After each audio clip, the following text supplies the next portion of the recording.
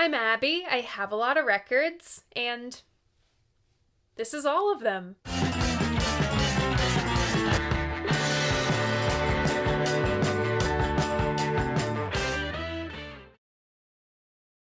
So welcome back to my channel, or welcome if this is your first time here. I'm Abby, and you might know me from my flagship series, Vinyl Monday, where I cover the who, what, when, where, why, and how I feel about classic albums in my collection. I think this was supposed to be a 50,000 subscriber update. Now we've almost 60,000 subscribers. Lucky for you, this week I have forced myself to have free time, and I will show you all the albums that I own. Frequently asked questions, let's go. How long have I been collecting? I have been collecting albums for 8 years, seriously collecting for 7 of them. If you're just starting out your collection, do not feel discouraged by the size of this one. It's not about the amount of albums, it's about if you listen to them and truly love them. When I started collecting, the hobby wasn't nearly as expensive as it is now. I was not paying $35 for a single LP and $50 for a double. I have gotten extremely lucky with not one, but 2 full collection acquisitions. Thank you word of mouth, thank you Facebook Marketplace. Those collections make up probably a third of what you will see here. And I am a bargain bin girly. My local-ish record store has a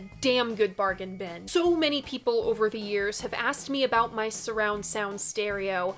I'm not gatekeeping, I just straight up cannot give you specifics because I bought it for $20 at a yard sale and it was packaged in shoe boxes. It's by RCA, I think it's from the late 90s to early 2000s. My best guess is that it was someone's home theater sound system, and now it's hooked up to yours truly's turntable. I also think it survived a flood because the subwoofer has very visible water damage on it. AD, where's this album? AD, where's that album? Clearly, I've upgraded some copies since my last collection video. I have friends who collect, so I've given stuff to them, or swapped one of mine for one of theirs. How do I organize my collection?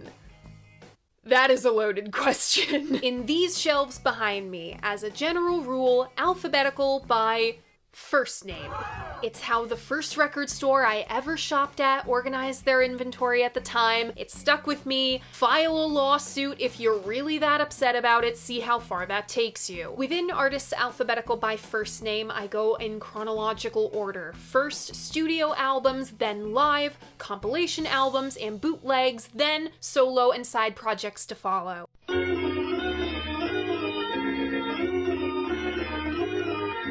Got that?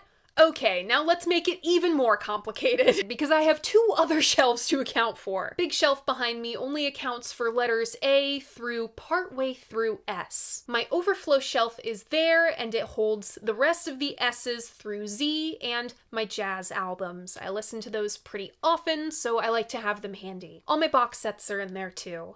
I have all my MC5 albums over my shoulder. This used to be just a catch-all section for recently played albums that I hadn't reshelved yet, but over time that just kind of became the MC5 section. They're a very important band to me. They're my boys. They'll always be my boys. Across the room, I have a vintage fold-down record cabinet. Loyal Vinyl Monday in 60 Seconds viewers will be semi-familiar with this cabinet. If not, B-Roll Abby, here you go. Thank you, B-Roll Abby, very cool. She'll be popping in every once in a while to show you my few color vinyl pressings. This fold-down cabinet has all the artists that simply take up too much room in Big Shelf. Bob Dylan, Eric Clapton, and the Rolling Stones. I also keep my soul, funk, and hip-hop albums in there, my compilations, and my rare records. Oh my god, my jazz section also has jazz fusion. Important distinction! For me! I'm just pulling stuff out of my shelves, dumping them in this here milk crate, and chatting about them. Now that we have all of that out of the way, let's start this collection update with an honest-to-goodness collection update. All the stuff that I haven't gotten to shelf yet, because I haven't had the time.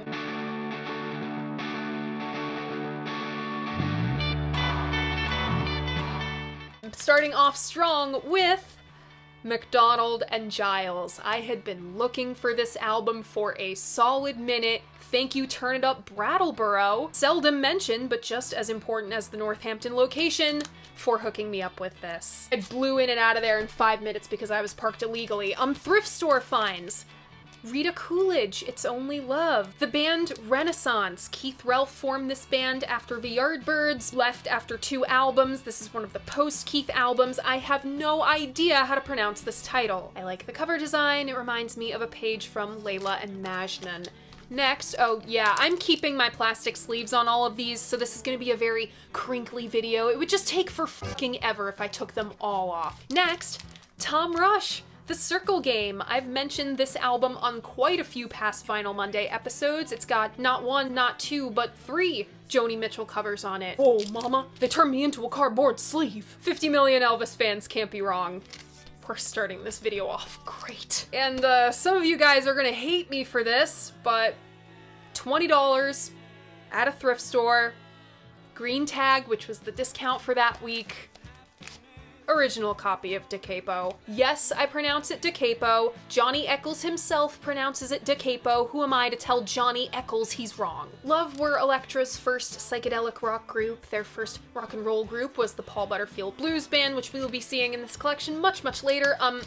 Love is great. Justice for Love. Next in this crate, Brian Eno, Before and After Science, and I'd been looking for this one. Here Come the Warm Jets. One of my friends got this album at the exact same time I did, and I had no idea.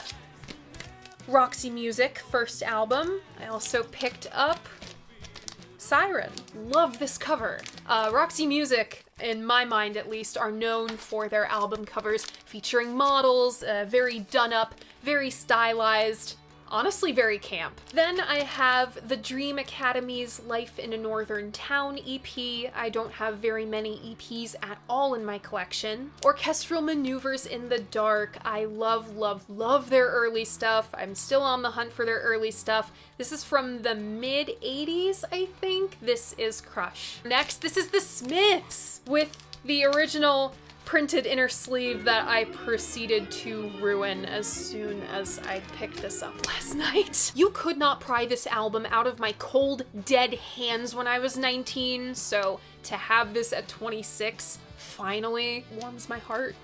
Giles, and Fripp, a selection from the Brondesbury tapes, featuring Ian MacDonald and original frontwoman of the Fairport Convention, Judy Dybel. This right here is the Rosetta Stone to the first 5 years of Frippstery. Fripp history. I will have a review of this up on Tracking Angle by the time you're watching this. It will be linked in the description, as will the archive of my guest set on the Hippie Hour. This is my second time on this radio show, but it was the first time in the seat, in the studio with Trish. We had a blast. Now for the vinyl collection.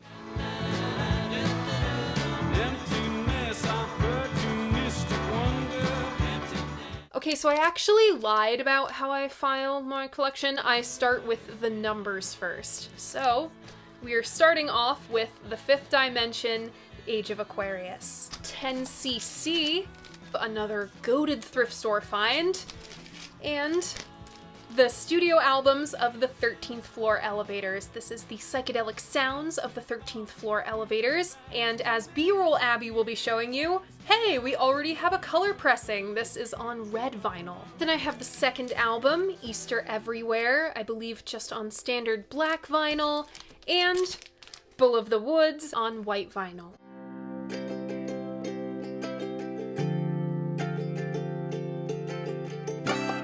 The Europeans all seem to love this group more than I do. Nevertheless, I have ABBA, Arrival. This is a Korean vinyl pressing. I found this at the Music Outlet in Enfield, Connecticut. RIP to the Music Outlet. I used to go there all the time with my best friend from high school. Aerosmith, Rocks, another group that everyone just seems to like more than me. The Alan Parsons Project, Eye in the Sky. I only keep this one around because it has a track on it called Gemini, and I'm your stereotypical insufferable Gemini, obsessed with my own zodiac sign. Also, Alan Parsons, essential to the Pink Floyd canon. He engineered Dark Side of the Moon. So all of his albums, regardless of how much I like them, they sound great. Another example of the magic of the bargain bin, my friends, or the thrift store rather, because I found my copy of Alice Cooper, Pretty's for You, for $20 at a thrift store. Word of advice to new collectors out there, look everywhere. Thrift stores, yard sales, liquidation centers, Facebook Marketplace, you never know what you're gonna find. I'm a big Alice Cooper fan, so I have Easy Action, then Killer, love it to death. This is the censored cover. I've got School's Out. No, my copy did not come with the panties in the desk, although I'll see if I can fold it out and show you guys. This cover folds up like this, like a school desk. Lastly, for my Alice Cooper, Billion Dollar Babies, I discovered Alice Cooper through the X-Men. On to the Allman Brothers Band. This is the self-titled debut. I always think I have Idlewild South, and I just don't. So we're moving right on to Eat a Peach. This was my first copy. Then I got this shiny, nice new copy because my original is a little fragile. Okay, shuffling all this back in order. A little post-Dwayne Allman Brothers, but not very much, just brothers and sisters. Then I have the Road Goes On Forever compilation. Do not own Live at Fillmore East, but I've got this Dwayne and Greg Allman album and Dwayne Allman an anthology. This still has the booklet in it. This was such an antique store find. Moving on to one of my favorite groups when I was in college, Always. This is their first album on orange vinyl, Blue Rev on blue vinyl, wouldn't you know it. And this one comes with a little bit of a surprise goodie.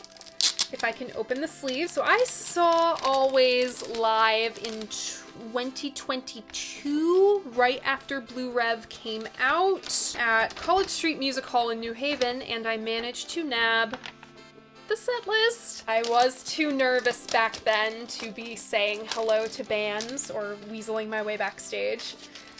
So I don't have that set list signed. Still very special to have it. Next up is the Amboy Dukes. This is the first album on green vinyl. This is the Sundays Records press. I love Sundays. They are one of my favorite distributors. Journey to the Center of the Mind. This is not the one on blue vinyl with the rolling papers. This is also not the copy in this photo from when I first picked up that collection of like 300 albums. I somehow lost that copy, so this is my replacement copy. America, self-titled album. Homecoming, this is the one with Sister Golden Hair on it. And Hearts. Hearts. On to another one of my favorite groups in college. Come on. This is such an art school core group. This is the Newberry Comics press on clear and green swirl vinyl. I think this was a 10th anniversary thing. This is the Target exclusive Amy Winehouse Back to Black on hot pink wax. And we've got a little spell of the animals next. This is Animalization and the best of the animals. No one expects me to own the next album, but I am quite a fan. I was quite a fan in college and continue to be. Aphex Twin, Select Ambient Works, Volume 1. I think it's like 85 to 92. Would you look at that? It is 85 to 92. The next album I remember spending my textbook money on my second semester of college. Clearly it worked out for me. I did graduate, but generally I don't recommend that. This is the Arctic Monkeys' first album. Whatever people say I am, that's what I'm not. Favorite Worst Nightmare, one of the first albums I ever bought, AM. Tranquility Base Hotel and Casino. This is when Alex Turner went like full David Bowie mode and proceeded to stay there for the next 7 years. This is on silver vinyl. It's kind of hard for the camera to pick up. I This was the pre-order, I believe. Arlo Guthrie, Alice's Restaurant. Next, I have the best of Arlo Guthrie. I Am the God of Hellfire. The Crazy World of Arthur Brown. If you know, you know. One of the hardest samples of all time. The Association. This is Windy. The Association Birthday. Such a cool psychedelic cover. And I've got the Association Greatest Hits. To give yourself away. On to the Bees. Bachman-Turner Overdrive 2, followed by Badfinger.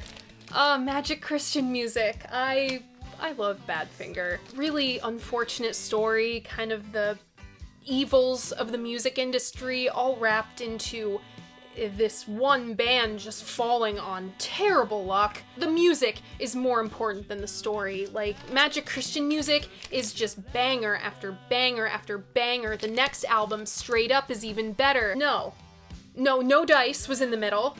That one was even better than Straight Up, which is just the best. And then I have the 50th anniversary issue of Head First, which I believe was the last album of their original run. Next, I have the album of a super groovy band out of Atlanta, Georgia, Bad Spell. If you have not heard this Bad Spell album, go fix it. I talked about it on that TV show Now Dig This, which featured a performance from them. Pietro is on a new show now called Shake It Street. I hope to be working with them soon. Then I have the band. I had been looking for this album for so long. This is music from Big Pink, followed by the Brown self-titled album. And this should be out in my soundtrack section, but I do have a copy of The Last Waltz. Next, I have B.B. King.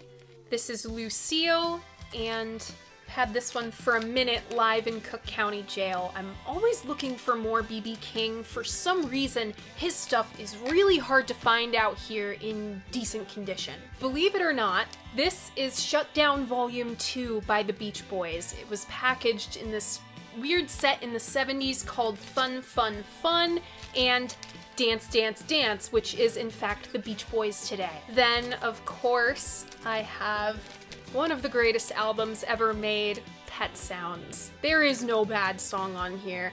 There isn't even a good song on here. It's all great. All right, moving into the Smile section. This is where my organizational system gets a little weird because I keep things in chronological-ish order. So this is my Smile bootleg from, I believe, the early 1980s. It's got Wind Chimes, Who Ran the Iron Horse, and Cabinescence are marked as two different tracks.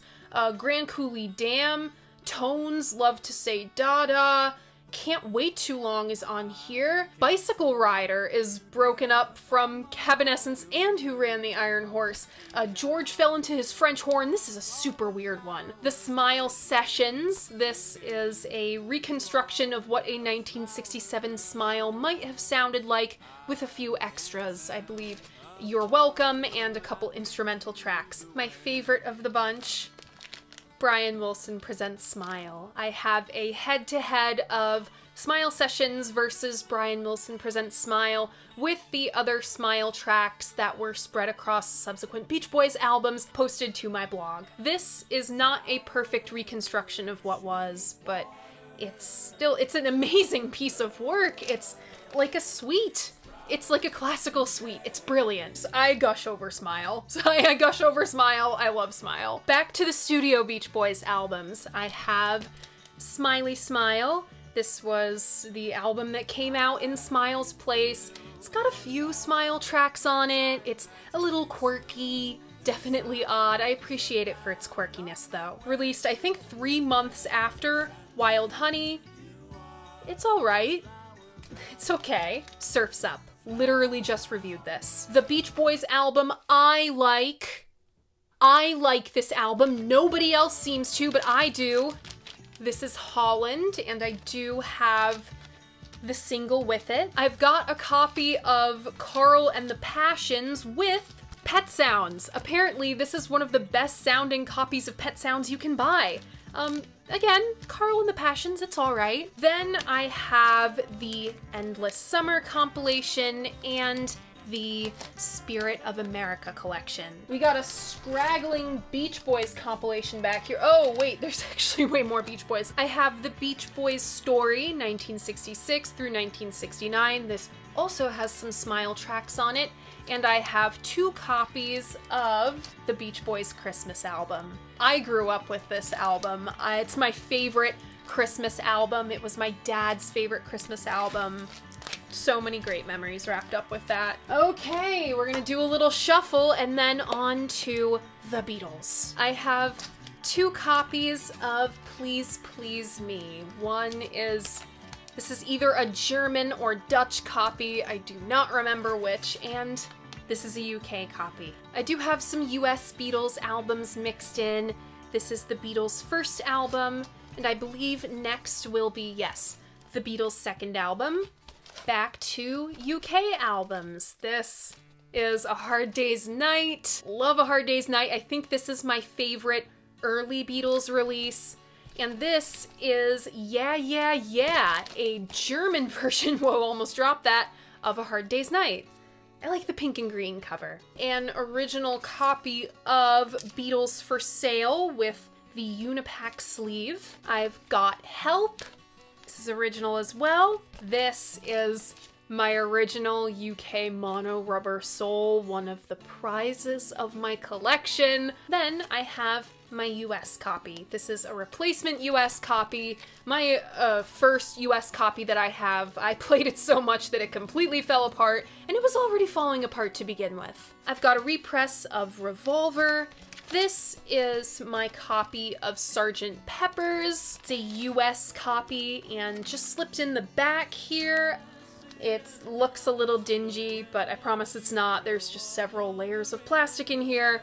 This is my picture disc. I believe it's from Germany. Then I have an original US mono Magical Mystery Tour, even though the packaging indicates it's stereo. The runouts in the disc definitely say this is a mono copy. I know it's a mono copy. I've played it many times, and this still has the booklet in it. I have significantly downsized my copies of the White Album.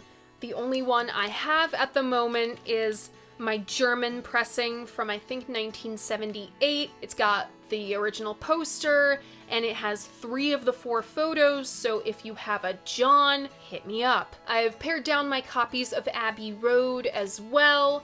Aside from my 50th anniversary box set, I just have this one on the purple capital labels. I do not know where my copy of Let It Be is, so I guess we are skipping right to the Beatles' Red Album. This is on red vinyl, and this is just on black vinyl, the Beatles' Blue Album.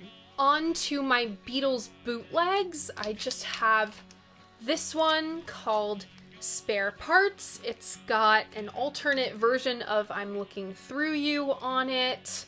Lonesome Tears in My Eyes is on here. That's Alright from BBC Radio. Full Uncut Dig It. I just picked this up because it was really cool. On to live albums, I have the Beatles live at the Star Club and the Beatles at the Hollywood Bowl. Come on. Oh, okay. So I do still have my copy of Let It Be. It just wound up in the wrong spot. And the Beatles Hey Jude EP compilation, whatever this is. It's got Hey Jude, it's got Revolution, it's got Paperback Writer. Let's put those in the right spot. Another little collection shuffle onto the solo Beatles. Starting off with my favorite Beatle, George, with Wonderwall music. This is the soundtrack to the 1968 film Wonderwall, directed by Joe Masseau. Jane Birkin is in the starring role, and The Fool did all of the costume design and the set design. It's just a beautiful film to look at. Entirely plotless, but beautiful to look at. We're gonna skip over All Things Must Pass because I have my copies in with my box sets. But I do have Living in the Material World, Dark Horse, Overhated, 33 1/3, 33 1/3, one of those two. Self-titled, and this was a find, Somewhere in England. My second favorite Beatles solo output, this is John Lennon with the Plastic Ono Band. I have a copy of Imagine. It took me forever to find a copy of this in decent condition. And I've got Double Fantasy. On to Paul. No disrespect to Paul. I've got McCartney, self-titled, whatever you want to call it. Maybe the second best Beatles solo album, period. Ram. This is Paul and Linda McCartney, technically. Red Rose Speedway. And, of course, we can't forget about Ringo. It's Ringo. Ringo's just being Ringo. Honestly, Ringo's life got interesting after he was a Beatle. Of all the Beatles solo adventures and misadventures, I think Ringo in the 70s is the most interesting to follow. If you like courtroom dramas, maybe you're into George in the 70s with the whole My Sweet Lord thing. Of course, I had to have the Ruddles in with the Beatles. I think George would find that really funny. On to the Bee Gees. I do not have their first album, but I do have 2 Years On. The rock opera, I really can't make up my mind about. There are good songs on here, but man, are there a lot of half-baked ideas. Odessa. Bee Gees' greatest hits. Gotta have a little bit of the disco in there, I suppose. This is one of the best albums of the 2010s, and no one talks about this. This is I Forget Where We Were by Ben Howard. This is the 10th anniversary edition. I heard this before it came out. It leaked on Tumblr. Yeah, wow, flashback. It was amazing then. It's amazing now. Wonderful atmospheric production, wonderful lyricism. I love Ben's voice as well. Another college favorite. I can't believe this album is 15 years old. Best Coast. A couple absolute classics on there. This is one of the first albums I ever bought. Bill Haley and the Comets, Rock Around the Clock. It has seen some better days. All My Billy Joel. Cold Spring Harbor. I think this is, yes, this is Piano Man. Street Life Serenade. I Don't Care What You Say Anymore. This Is My Life. 52nd Street. This took me a weirdly long time to find for some reason. The Stranger. I have Parallel Lines by Blondie. Much respect to Blondie, one of the most important bands of the 1970s. This was supposed to be an episode on my channel, but I axed it. Doesn't mean that I don't think the album is great. Ants from Up There, Black Country New Road. I miss this band so much. They were fucking phenomenal. Black Midi, Schlagenheim, Cavalcade, and Hellfire. Okay, so this is my Black Sabbath collection. This is the first album, the self-titled album. I bought this for like $50. It was on the ocean wall at my local record store. So worth the $50. And I bought Paranoid and Master of Reality there as well. I've always wanted to be one of those collectors that has like 50 different variants of the Master of Reality cover, because there were seriously so many, and some of them are so cool. I can't decide which of those two I like better, but I can tell you that Volume 4 is my favorite. Under the Sun is my favorite Sabbath tune. I love the excessive period of Sabbath. That's why I also really like Sabbath Bloody Sabbath. But 4 just edges it out for me. I am really gonna miss Ozzy. So many generations of rock and roll fans are going to be affected by this. Like 4 generations. That's very, very recent. As of me filming this, Ozzy literally just passed away. It was literally just announced. So forgive me for not really having collected words at the moment. Blank Banshee Zero. This is a vaporwave album, or like vapor trap album. I was very into collecting that in college. This is on blue vinyl. Genius use of a Beach Boys sample on this. Misery is a Butterfly by Blonde Redhead. There's a couple tracks on there that I still adore. I somehow wound up with 2 copies of Blood, Sweat, and Tears, Child is Father to the Man. The Beach Boys song is Of. And I have the self-titled album. I don't understand why critics dogpiled on this band in the 60s. I love them. Blue Cheer, not totally sure how to pronounce this album title. Still, I think it's Vincebus Eruptum. The Blues Project, Projections, and this very groovy cover on Best of the Blues Project. Now I'm going to go into the cabinet for the first time for all my Bob Dylan albums. I have the self-titled 1962 album. This is Freewheelin' with Susie Rotolo on the cover. The times they are changin'. This is my favorite of the early Dylan period, but I also really dig another side of Bob Dylan when he's just really, really drunk. You gotta love it. Bringing it all back home. Maggie's Farm on here is good, but it's even better at Newport Folk. Highway 61, celebrating its 60th anniversary this summer. My favorite Dylan album, Blonde on Blonde. I have a US copy here. Side D doesn't even play. It's just the grooves are completely worn flat. So this UK copy, Side D does play on that one. Then I have John Wesley Harding, Nashville Skyline, New Morning. Everyone else hates this one. I think it's okay. Self-Portrait. I somehow wound up with 2 copies of Dylan 73. I quite like his Elvis cover on here. Planet Waves 74.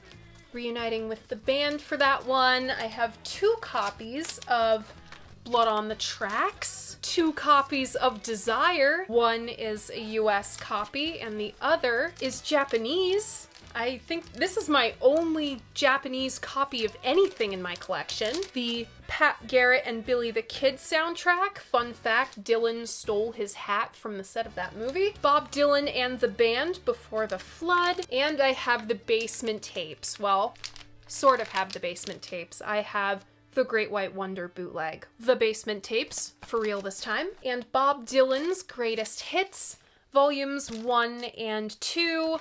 Let's get this back in the cabinet and get through our shelves again. For the rest of the Bs, I have Bob Marley and the Wailers, Exodus. I somehow wound up with 2 copies of that, then downsized. Same with Catch a Fire. I have Bobby Vinton, Mr. Lonely, the Bonzo Dog Doodah Band. Try saying that 5 times fast. With this album title, The Donut in Granny's Greenhouse.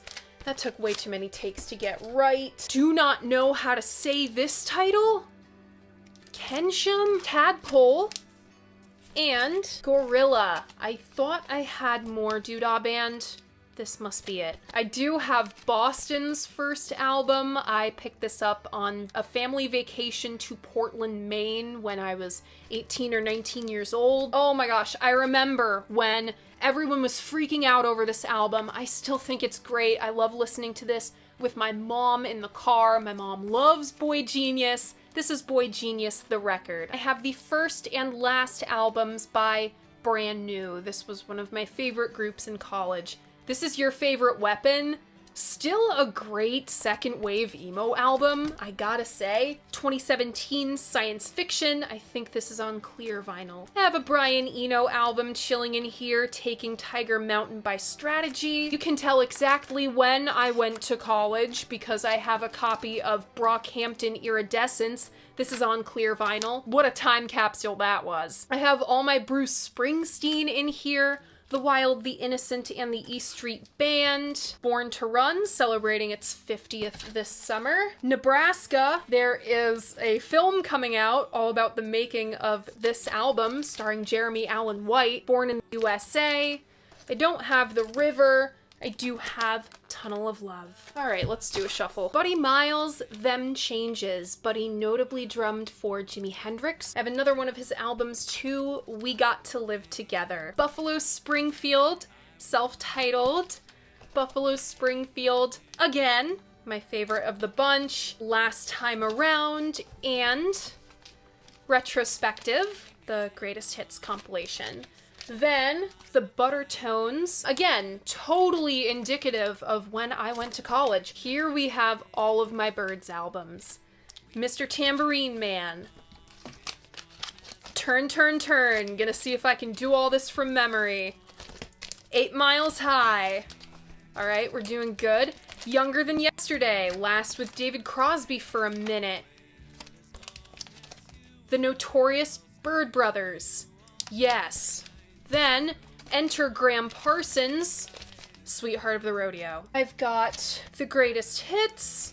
And this is just birds. Okay, my college friends and I have an inside joke pertaining to Rock Lobster, hence why I own the B-52s. The B-52s are also just sick. Hanging on, we can weather through the storm. Camera Obscura. My maudlin career. Got some Canned Heat in here. Greatest Hits. Living Blues. I also thought this kind of lino cut print art was pretty cool. On to Carole King, Tapestry, an essential 70s album. Cat Power.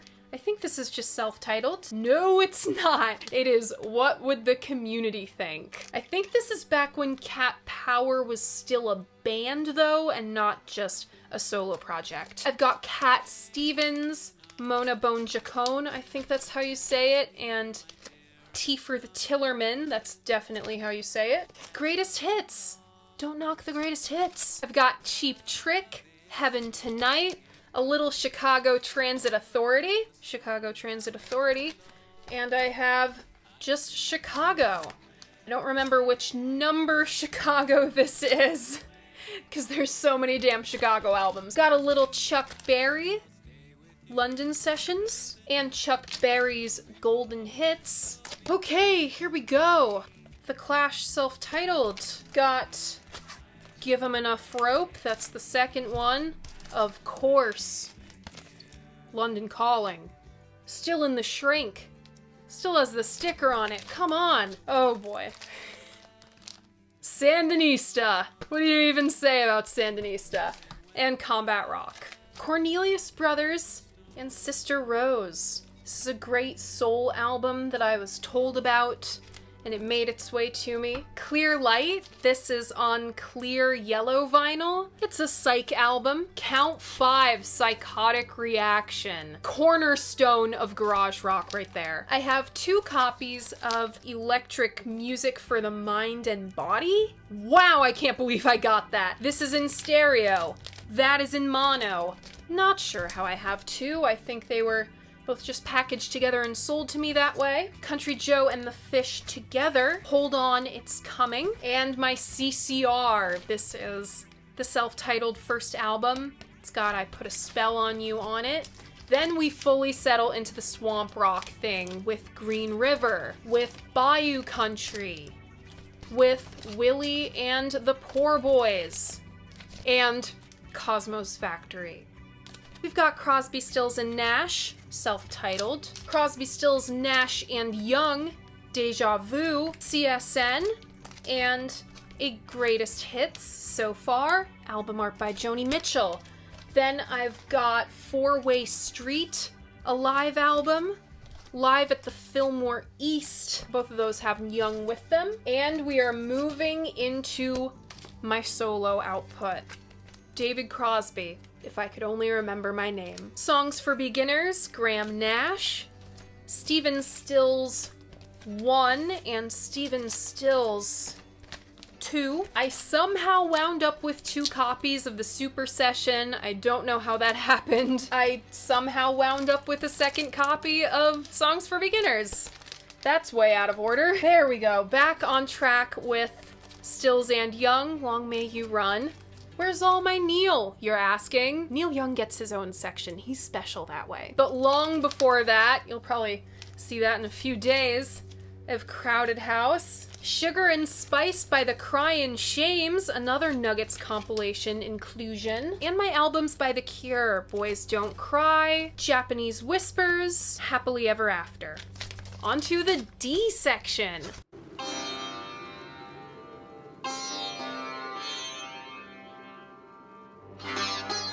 Alright, this is the D section. This is on peach vinyl, cannot quite pronounce this artist's name. I think Dashiell Hidayat. I discovered this album, Obsolete, through an interview Thurston Moore did like 13 years ago. I ran out of space. Feeling energized after a little break. Believe it or not, this is The Man Who Sold the World. The Man Who Sold the World had many, many, many different cover variants. I think that one was the strangest. I've got Hunky Dory, Ziggy Stardust and the Spiders from Mars. I really need to redux my review of that. My feelings have changed a lot since then. I've got the Berlin Trilogy, Heroes, Flow. I think this is my favorite of the trilogy, and Lodger. I also have Scary Monsters and Super Creeps. And I have Ziggy Stardust and the Spiders from Mars, the motion picture soundtrack. I've got a Dave Mason album in here, Alone Together. This isn't the cool cutout gatefold jacket. My dad got me this Dead Kennedys album years and years and years ago. Ooh, Death. If you haven't heard of Death, fix that. They're another 70s punk group out of Detroit. This album went unreleased until I think 2009. They recorded sometime in the early to mid 70s. I would love to have these guys for an interview. This is Transatlanticism by Death Cab for Cutie, the Vinyl Me Please exclusive on marble red vinyl. This is beautiful on the white slip mat. One of my favorite albums in college. Death Cab is still all over my driving playlist. I do, in fact, stay noited. And what about it? Death Grips The Money Store. This is a really cool split black and white vinyl. Of all the Deftones albums for me to wind up with, I somehow wound up with Saturday Night. Wouldn't have been my first choice, but it was my pick at the time. Here's my Deep Purple, the Book of Talazine?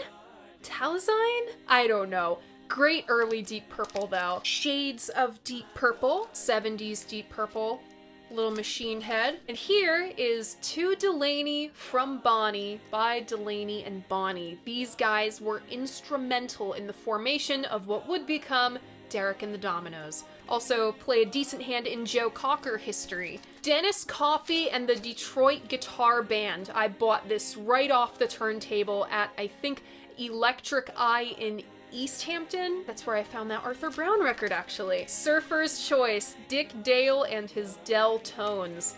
I don't have much surf rock. It's not really central to my part of the country, but I still like owning a little bit of it. Not central to my part of the country either, but still cherished. It's Dolly. All I Can Do.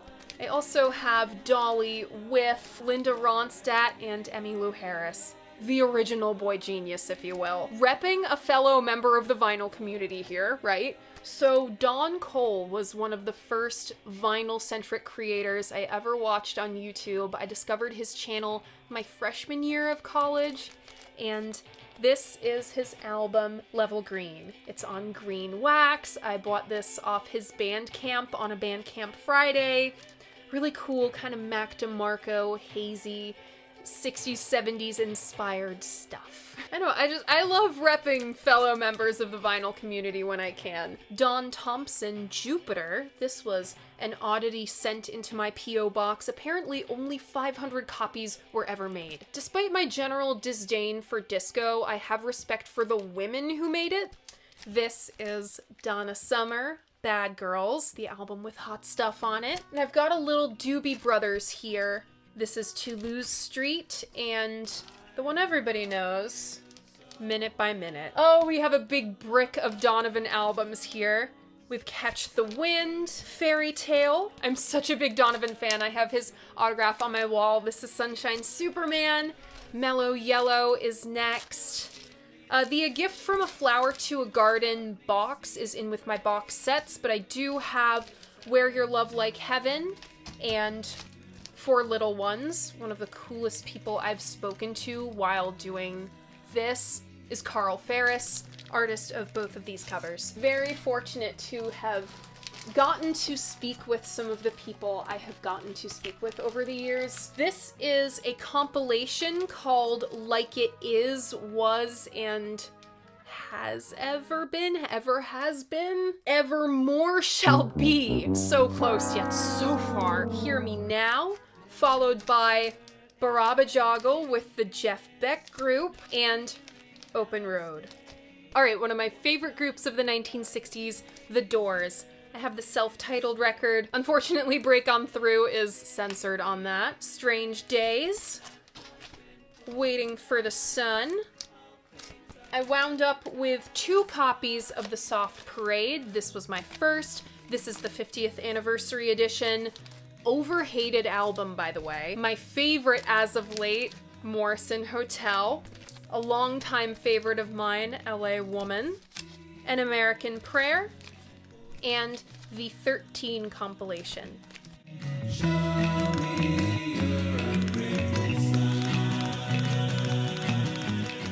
Got a little bit of the Eagles. Bummed that I can never make an episode on these guys because they have a team of about 60 people whose sole job is copyright striking Eagles-related content on YouTube. True story. So this is the self-titled album, and this is Hotel California.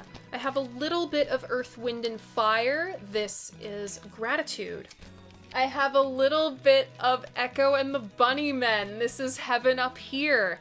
Never thought I would own this album, one that I loved in college. And a little bit of ELO, Out of the Blue. I found that at the Brimfield Market ages and ages and ages ago. My boyfriend at the time, my college boyfriend, he got his car stuck in a hill on the grass. It was crazy. Took us so long to get out of there. This is an original German pressing of Elton John's self-titled album. Then I have a copy of Madman Across the Water. This is an upgraded copy from the last time you saw it. Same copy of Tumbleweed Connection though. Same copy of Honky Chateau, I'm pretty sure. 11/17/1970. This section is way out of order, I can tell. Don't Shoot Me, I'm Only the Piano Player, Goodbye Yellow Brick Road, and the soundtrack to Friends. First time we're really progging it up. This is Emerson, Lake and Palmer self-titled. This is way out of order too, because pictures at an exhibition should not be this early in this section. I have downsized to 1 copy of Trilogy. I think that's an appropriate amount for most people to own.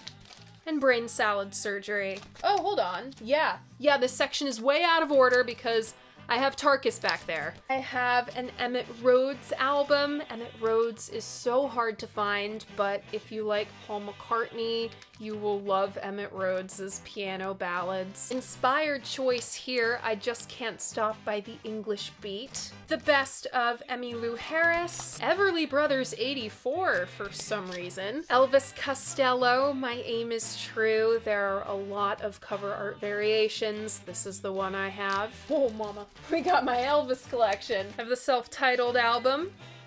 Wish I kept London Calling out so I could do a little side-by-side. Elvis in GI Blues. Elvis Let's Be Friends. Almost in Love.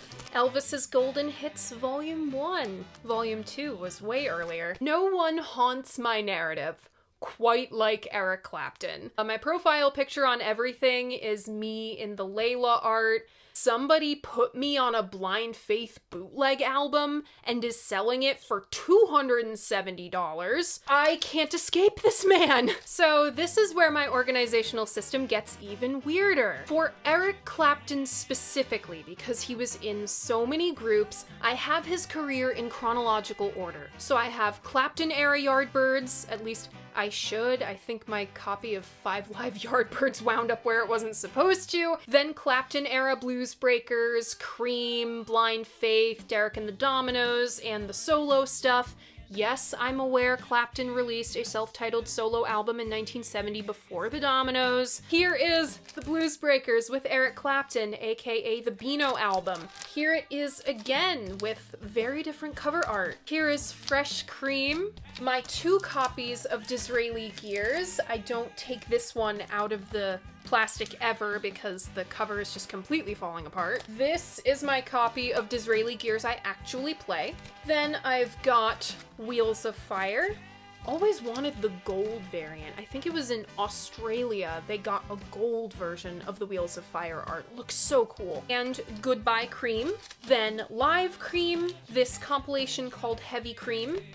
I think Off the Top is next. No, Early Cream. Next is Off the Top. Yeah, this is a weird compilation of B-sides that I came into ownership of. Like, it's got Dance the Night Away, 4 Until Late, Toad is here, World of Pain is here, NSU, I knew NSU was there, Dreaming, Mother's Lament, like, it's everything that wasn't the singles, pretty much. Italian copy of Blind Faith from the 80s, US copy of Blind Faith, and a censored copy of Blind Faith. Here, oh wait, no, I must have this, like, straight chronological order, because here is that self-titled Eric Clapton solo album. On the back, you see, I don't know who that is wearing that sweater, but that is Eric's sweater he wore in the Rolling Stones Rock and Roll Circus. They're all my copies of Layla. You knew there were gonna be multiples. This is my original UK copy. This was the first copy I ever had. Never gonna let go of this one, even if I wear the grooves completely smooth. And my third copy. This is Derek and the Dominoes in Concert. It was released in 73, I think. Oh, Bobby Whitlock's solo album wound up in here. Just think his solo stuff is great. Like, if you were to ask me, like, what makes Layla Layla? Like, sure, Eric, obviously. Duane Allman, clearly. The MVP of that record no one talks about nearly enough is Bobby Whitlock. His organ playing, his backing vocals, so soulful and expressive. Like, check out Bobby Whitlock. That should be like a thesis statement of this video. Check out Bobby Whitlock. This is backwards, but it's 461 Ocean Boulevard. I have a copy of Slow Hand. My dad bought me this for Christmas when I was 19 or 20 years old. Money and Cigarettes. This has the Forgotten Patty song on it, as I like to call it, Pretty Girl. Selections from Eric Clapton's comeback concert at the Rainbow. I have this live 12-inch single of Layla backed with Wonderful Tonight. I think it's from the 80s. A boyfriend gave this to me. I have ruined Layla for so many men. I have ruined Layla for so many men, and honestly, I love that for me. Then we have The History of Eric Clapton, one of the two compilations that brought Layla its reevaluation in 1972. I don't know how this wound up so far back, but Jack Bruce's solo album, Songs for a Tailor. I really like Weird of Hermiston on here, but the most notable track, I think, is Jack's recording of Theme from an Imaginary Western, which Mountain would make famous. All right, that's the end of day one. You will see me right here, same spot, same backdrop, same everything, in a different outfit, right about now. I'm in purple now, which happens to go pretty nicely with the first record in my F section.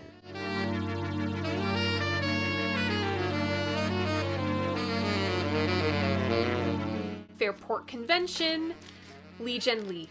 I also have a copy of Angel Delight, which should be right about here. Next, I have The Family with Music in a Doll's House, Rick Gretsch of Blind Faith. This was his band. Okay, this was supposed to be the first in the F collection. I don't know how it got pushed back. Faces, A Nod is as Good as a Wink. We'll get to the rest of my Rod Stewart in the third day of filming. I have the Flamin' Groovies, Shakin' Some Action. On to all of my Fleetwood Mac. What a time to be a Fleetwood Mac fan, am I right? Starting though with Peter Green's Fleetwood Mac. Foundational stuff, important to know and listen to. I don't want to drop my copy of Then Play On. This is the original US pressing from September of 1969. By November, they'd changed the track listing to include Oh Well, and I think the European track listing was different entirely. There's like 3 different running orders of this thing.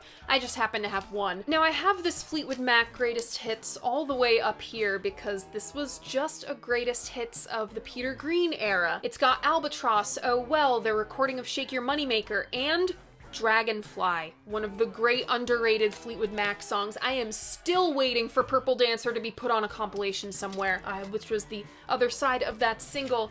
Speaking of that era of Fleetwood Mac, this is Kiln House. This would have been the Danny Kirwan era, and July Judy on here, fun fact, lyrics written by Jenny Boyd. Yes, Patty Boyd's sister, who also has a doctorate. Jenny is so cool. This is my cover variation of Future Games. I think there was a yellow one as well. And you gotta love that there had been so many lineup changes by this point that they have to explain why everyone's in the band on the back cover. Next should be Bare Trees. Yes, last of the Danny Kirwan era. Then a little Bob Welch with Mystery to Me. Emerald Eyes is also on my short list of pre-Buckingham Nicks Fleetwood Mac favorites. Of course, you gotta give respect where respect is due. This is the second self-titled album after Peter Green, which was the first, technically.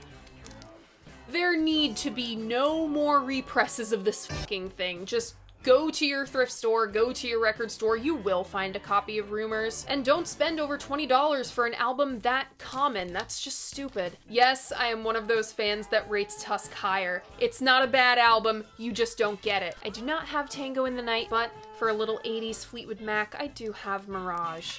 Mirage was 82, and I think Tango was 87. As far as the solo stuff goes, my Stevie Nicks is way back in the collection for some reason. Don't think that quite got shuffled up to the Fleetwood Mac solo project section, so right now I just have Christine McVie's solo album. If you find this anywhere, you have to pick this up. So fucking talented. I love her voice. I love her playing. I love every rendition of every song she does on here, pretty much. My favorite has to be I'd Rather Go Blind. Hey, her name wasn't Christine Perfect for no reason. Next should be The Foundations.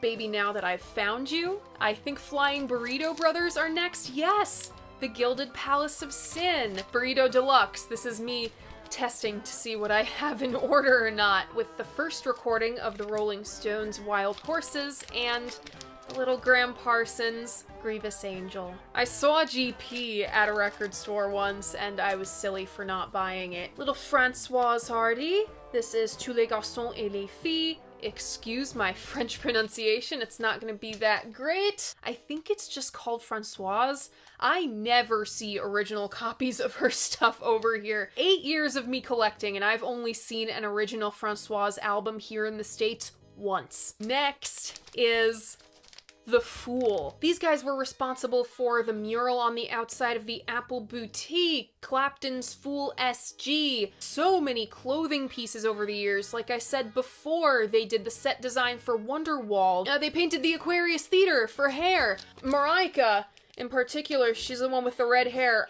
Genius. The entire look of psychedelic art is the way it is because of her and her art training. As far as the music goes, this shit is bonkers. It's some of the most psychedelic stuff you will ever hear. You gotta hear it to believe it. Speaking of, you gotta hear it to believe it. Enter Frank Zappa. In the time I have been Vinyl Mondaying, I have been fortunate enough to, be cool with the Zappa estate. That's been pretty crazy. This is my original copy of Freak Out. Hot Rats after that. This is another section where all the Zappa stuff is just in chronological order of his career. I don't bother to break up between solo and Mothers of Invention. This is Overnight Sensation. Apostrophe. One Size Fits All. And for some reason, I only have Joe's Garage Volumes 2 and 3. Not sure why I haven't picked up one yet. After the Mother Mania and Worst of the Mothers compilations, I just go into all of my output from Straight and Bizarre Records, just my general Zappaverse stuff, beginning with Captain Beefheart and His Magic Band, Strictly Personal. So funny, right after I visited Trish in Burlington for the Hippie Hour, literally right after that show, she found a copy of Safe as Milk. I'm still looking for that one.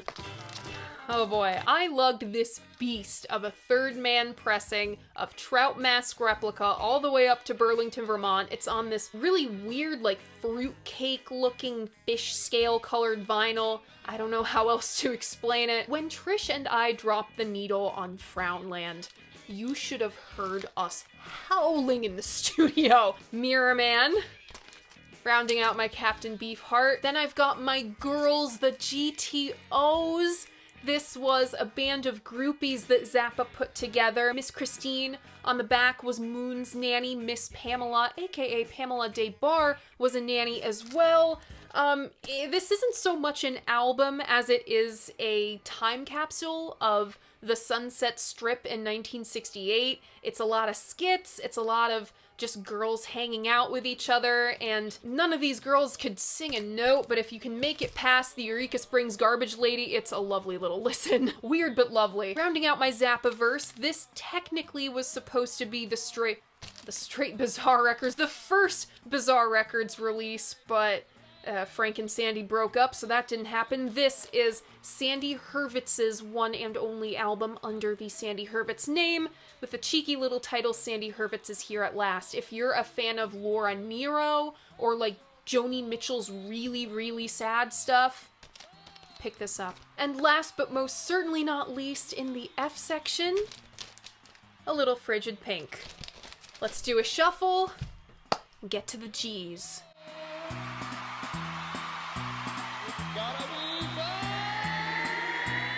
Starting off the G section very strong, if I do say so myself, with one of my favorites in my entire collection, Galaxy 500 On Fire. Strange is one of my favorite songs ever made. I love the Joy Division cover on here as well. There's a George Harrison cover on here as well. I think, isn't it a pity? Wonderful little group. I'm so sad that their albums are so hard to find. George Thorogood and the Destroyers, Bad to the Bone.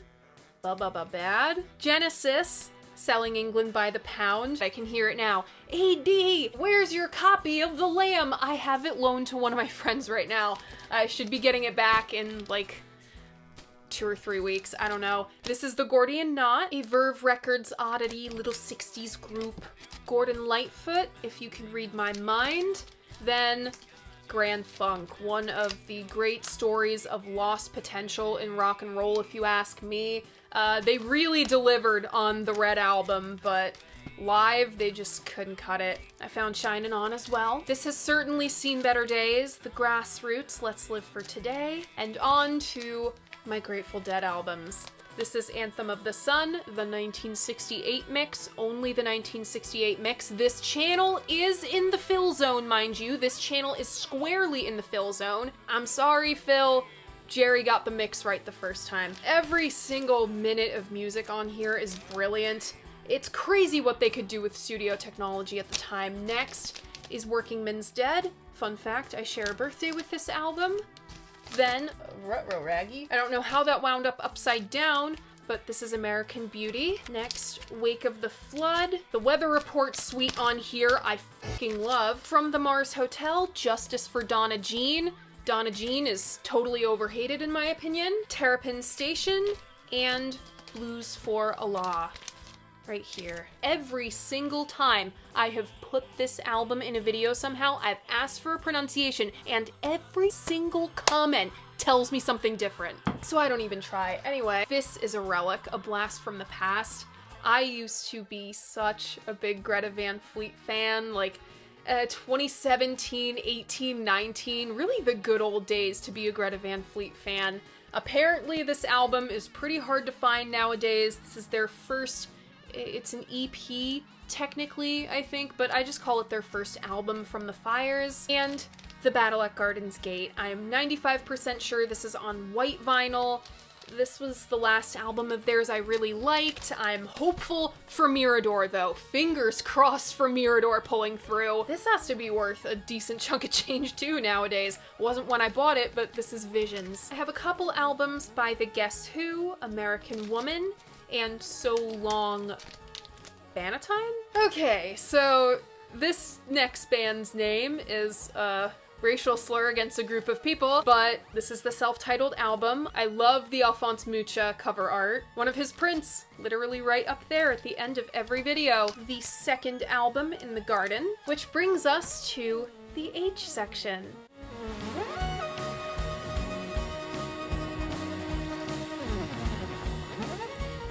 I have a little Harry Belafonte representation in my collection. This is Calypso. I think I bought it for a couple bucks at a thrift store. This was a good couple bucks spent. It's such a fun record. No one did it like Harry Belafonte, really. Another phenomenal performer and singer, Harry Nilsson.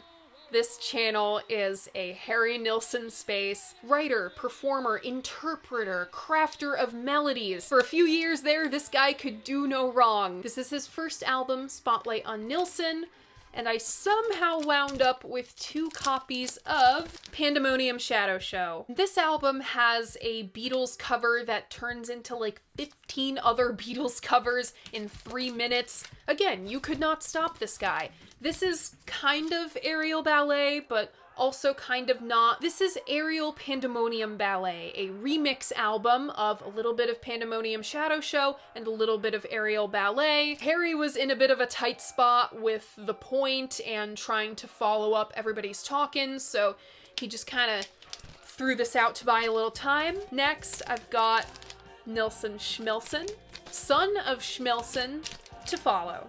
I think you all know what my favorite on this one is gonna be. I have One Heart album, Little Queen. This is Hong Kong Express Dragon Soul on red vinyl. This is still one of the strangest and noisiest albums in my collection. I don't even know what genre you would file that under, because it's not like anything else Hong Kong Express did. This is Live Through This by Hole on, if I remember correctly, pink vinyl. Pink, peach, somewhere in between there. I'm a Kristen Pfaff fan, and I think Courtney Love wrote good songs. Anyway, next is The Hollies, Bus Stop, For Certain Because. I think next is Evolution No, Butterfly. Dude, where's my copy of Evolution? I round out the H section with Humble Pie. This is Smokin', and Street Rats. Oh boy, this is gonna get a little spicy actually, because this is the section right behind my head. Okay, stuck in my eye section for some reason was my copy of Evolution. This is the collab cover between The Fool, Simona Marajka, who did the groovy text, and Carl Ferris, who took the photo. I think Simona Marajka dressed the guys as well. They made some really sick costumes for Cream as well. So that's going in the right spot. Holly's greatest hits? How the hell did that get back there? And a random Humble Pie Rock On. Girl, what?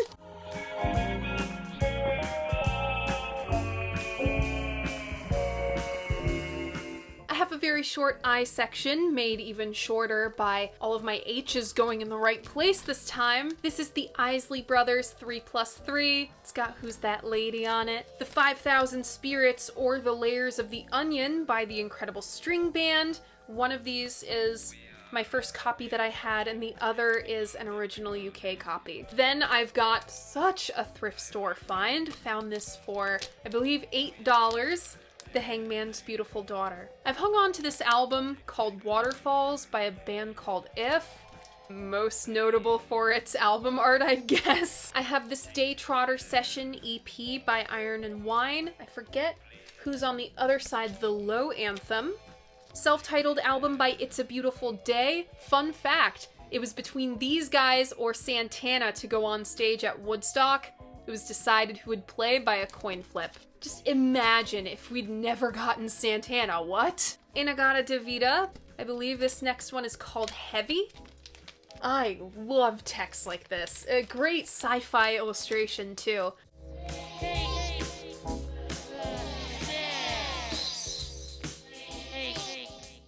And we begin the J section with the Jackson 5. This is Maybe Tomorrow, and this is their third album. I'm surprised I don't have these guys in my dedicated soul and funk section. Very surprised I don't have this in the funk section. James Brown. This is just a compilation with Superbad and Get Up Off of That Thing on it. Bought it right off the turntable at a record store. This is Straight Shooter by the James Gang. Next should be James Gang Rides Again. Then into my James Taylor. This wasn't released first, but this is the first recording made. This is James Taylor's original 1967 album. I think it's just titled 1967 on Discogs, but I call it James Taylor and the Flying Machine because that is what's on the cover. And now you know where the line Sweet Dreams and Flying Machines and Pieces on the Ground comes from. Then I have his technically first album, self-titled, on Apple Records. Speaking of Sweet Dreams and Flying Machines in Pieces on the Ground, Fire and Rain. I think I have 2 copies of this. Yes, I do. I have a double because one is actually playable and the other was in my family, but it skips and I can't really play it, but I don't want to ditch it, so I keep it. I have a copy of JT, and nothing wrong with a little greatest hits. Getting into my Janis Joplin, this is Big Brother and the Holding Company's self-titled album. Cheap Thrills, really have to redux this review. Oh my god. Big Brother and the Holding Company at the Grandy Ballroom. In case you couldn't tell, I am a Grandy Ballroom freak, so I had to have this. This was a record store day Black Friday, I think. Into Janis solo, I Got Them Old Cosmic Blues Again Mama, and with her Full Tilt Boogie Band, Pearl. Alright, so I know for a fact that all of my Jeff Beck is out of order, so we're just gonna run right through it. Jeff Beck Group, Truth, Beckola, love the Renee Magritte art, a combo of Truth and Beckola. See, I know for a fact this is out of order. Jeff Beck with the Hammer Group, There and Back, Blow by Blow, Beck, Bogart, and A Piece. I know that's not actually how you say Carmine Appice, but that is just the pronunciation he used in the 60s and 70s, and I think he still uses the Appice pronunciation now. Masters of Rock, Jeff Beck Group featuring Rod Stewart. I told you I had some Rod spread through the rest of the collection. Wired. And before I shuffle the crate once again, Jeff Buckley, Grace. Oh my god, Mojo Pin. Mojo Pin would be enough, but then you have the title track, Last Goodbye, his rendition of Lilac Wine, his rendition of Leonard Cohen's Hallelujah. Oh my god, maybe the best cover of all time. The closing track, Dream Brother, kills me. I'm shuffling this crate now because I don't want to cry. Grace Slick and the Great Society with the original recordings of Somebody to Love, produced by Sly Stone, fun fact, and White Rabbit. Then we get into Jefferson Airplane, the Signe Anderson lineup. Jefferson Airplane Takes Off. This is an uncensored copy. Surrealistic Pillow, my favorite of the bunch, Crown of Creation. Volunteers, Bless Its Little Pointed Head, with so much music on the B-side that there is not the room for a run-out etching. It all has to be on the first side. 30 Seconds Over Winterland, one of my favorite live albums, hands down. This is the lineup with Papa John Creech on fiddle and David Freiberg singing. I have Jefferson Airplane Flight Log, a compilation greatest hits deal. I don't have a lot of Starship because I'm not the biggest Starship fan, but I do have Red Octopus, and this is Spitfire. I've got Gold, another compilation. Yes, it didn't get lost in the shelves. A copy of Paul Kantner's Blows Against the Empire. This is one of those albums that nobody expects me to own, but I fucking love it. The Jesus and Mary Chain, Psycho Candy. Then into my Jethro Tull. This is their first album. Then Aqualung, and this would be the shortest track listing section of a Vinyl Monday ever, I'm pretty sure. Thick as a Brick. Jim Croce, Life and Times. I always think I have a copy of You Don't Mess Around with Jim, but I don't. Now I'm into all of my Jimi Hendrix albums. This is Are You Experienced? More cover art by Carl Ferris. I've whittled it down to just one copy of Axis Bold as Love. I used to have like 3. I'm not sure I can really even show this, so I'll show you this with a magazine shoved in the front covering everything that is the original cover of Electric Ladyland. Then Carl Ferris's cover. I've got the BOGs, Machine Gun, live at the Fillmore East. This is the New Year's Eve set. There were, I think, 3 sets four sets, 2 on New Year's Eve and 2 on New Year's Day. This is one of the New Year's Eve sets. This is a live compilation called the Jimi Hendrix Concerts. Hendrix in the West. I somehow wound up with many copies of Rainbow Bridge, but I have whittled it down to 1 now. I've got The Cry of Love, soundtrack recordings from the film Jimi Hendrix. I think this has Red House on it. Yes, it does. And lastly, from one of Noel Redding's solo projects, Fat Mattress. This is the self-titled Fat Mattress LP. Still on the hunt for Road. I have a small Joan Baez collection made up of the first 10 years compilation and Diamonds and Rust. Then a little Joan Jett, Bad Reputation. Next should be Joe Cocker with, yes, A Little Help from My Friends. His second album, I think this is just a self-titled record. Then Mad Dogs and Englishmen with Delaney and Bonnie and Friends. And Rita Coolidge. Don't forget Rita Coolidge. She was there too. John Baldry, Everything Stops for Tea. I think this is an early Elton John project. I went through a bit of a John Denver phase in the summer of 2019. I think it was. This is Back Home Again, Wind Song, and Spirit. Just from looking at this, my John Mayall is very out of order as well. I have The Turning Point way out here, then Empty Rooms. This is a very special album to me. I think the note is in with my censored copy of Blind Faith, but this is Jazz Blues Fusion.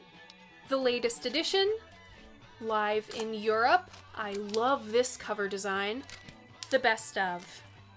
I really should have a dedicated country section because I just feel it gets so lost in the shuffle with everything else and I don't end up reaching for it as much. Here is my Johnny Cash, I Walk the Line, and Live at San Quentin. Still looking for a decent copy of At Folsom Prison. This is where we get into all of my Joni Mitchell albums, starting with Song to a Seagull. Joni drew this beautiful drawing for the cover. She also painted the cover of Clouds. This is a self-portrait. This was a really fun cover to recreate. She also drew the cover of Ladies of the Canyon. I somehow wound up with a coverless copy back here. And Blue. I do not have a copy of For the Roses, but I have a double of Court and Spark. If you've read Thurston Moore's memoir, you will hear Raised on Robbery and it'll give you a little chuckle. The Hissing of Summer Lawns. Next is Hegira with the incredible Jaco Pastorius on fretless bass. Okay, so this is the original cover of Don Juan's Reckless Daughter. The cover was changed for one very obvious reason, because that's Joni. Miles of Isles, a live album. Everybody needs some cheesy 80s power ballads in their collection. I have Journey with Frontiers. This is the album with Faithfully on it. And Captured, which has Lights and I think, oh god, Lovin' Touchin' Squeezin'. Yeah, super cheesy. This album has been quite loved, but I'll always hang on to it because it holds quite a lot of sentimental value in my collection. This is Unknown Pleasures by Joy Division. One of my favorite records, if not my favorite record in college. There's a photo of me in the Joy Division t-shirt with a copy of Unknown Pleasures and another copy of Unknown Pleasures, and I think my Unknown Pleasures poster is in the back. This is In My Garden by Julian Folco Perone, some cool neo-psych, neo-60s pop stuff on yellow vinyl. Judy Collins, In My Life.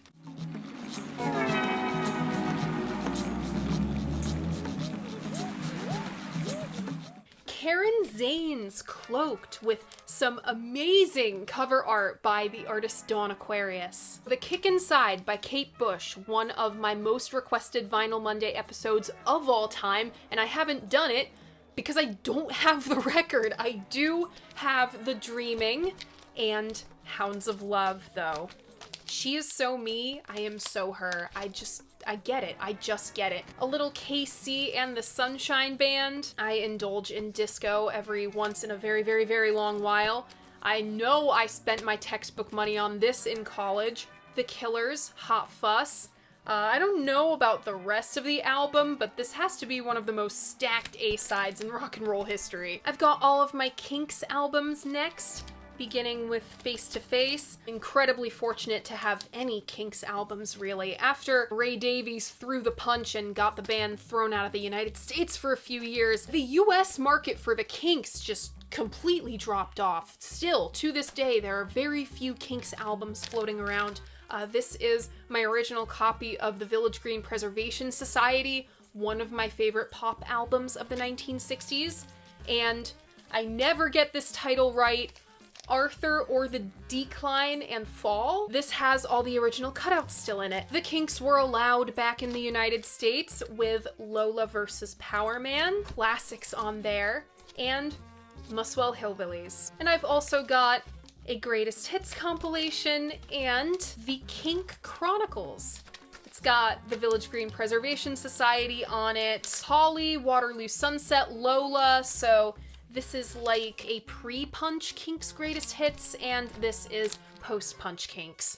Man, the Davies brothers really were the original Gallagher brothers, weren't they? Somebody get Dylan from the record spinner. This is my very, very small Kiss collection. This is Love Gun. This is the one with Plastercaster on it. Cynthia Plastercaster is my girl, okay? And Ace Frehley's solo album. I've been looking forward to this. This is my King Crimson section.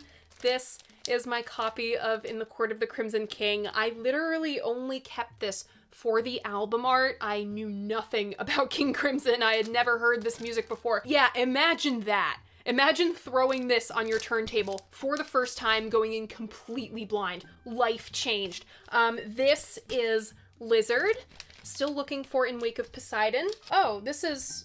Hold on. Yeah, okay, this was my first copy of In the Court of the Crimson King, and this is my double from, I think, the 80s. Islands, the US cover, and the UK cover. Islands is severely underrated. I used to think it was the best King Crimson album, but that was before I heard. This is my double of Lark's Tongues and Aspic. Here's Starless and Bible Black, and oh my god, Red. I think Red was my favorite album that I reviewed last year. Again, another album in here where there is not a minute of music that I don't love. Even the weird shit, I'm like, hell yeah, baby girl, do your thing. So I just called Robert Fripp Baby Girl. I have one Kraftwerk album in here, Autobahn. My friend Emma, who I co-host a podcast with, she is German, from Germany. She pronounces Kraftwerk correctly.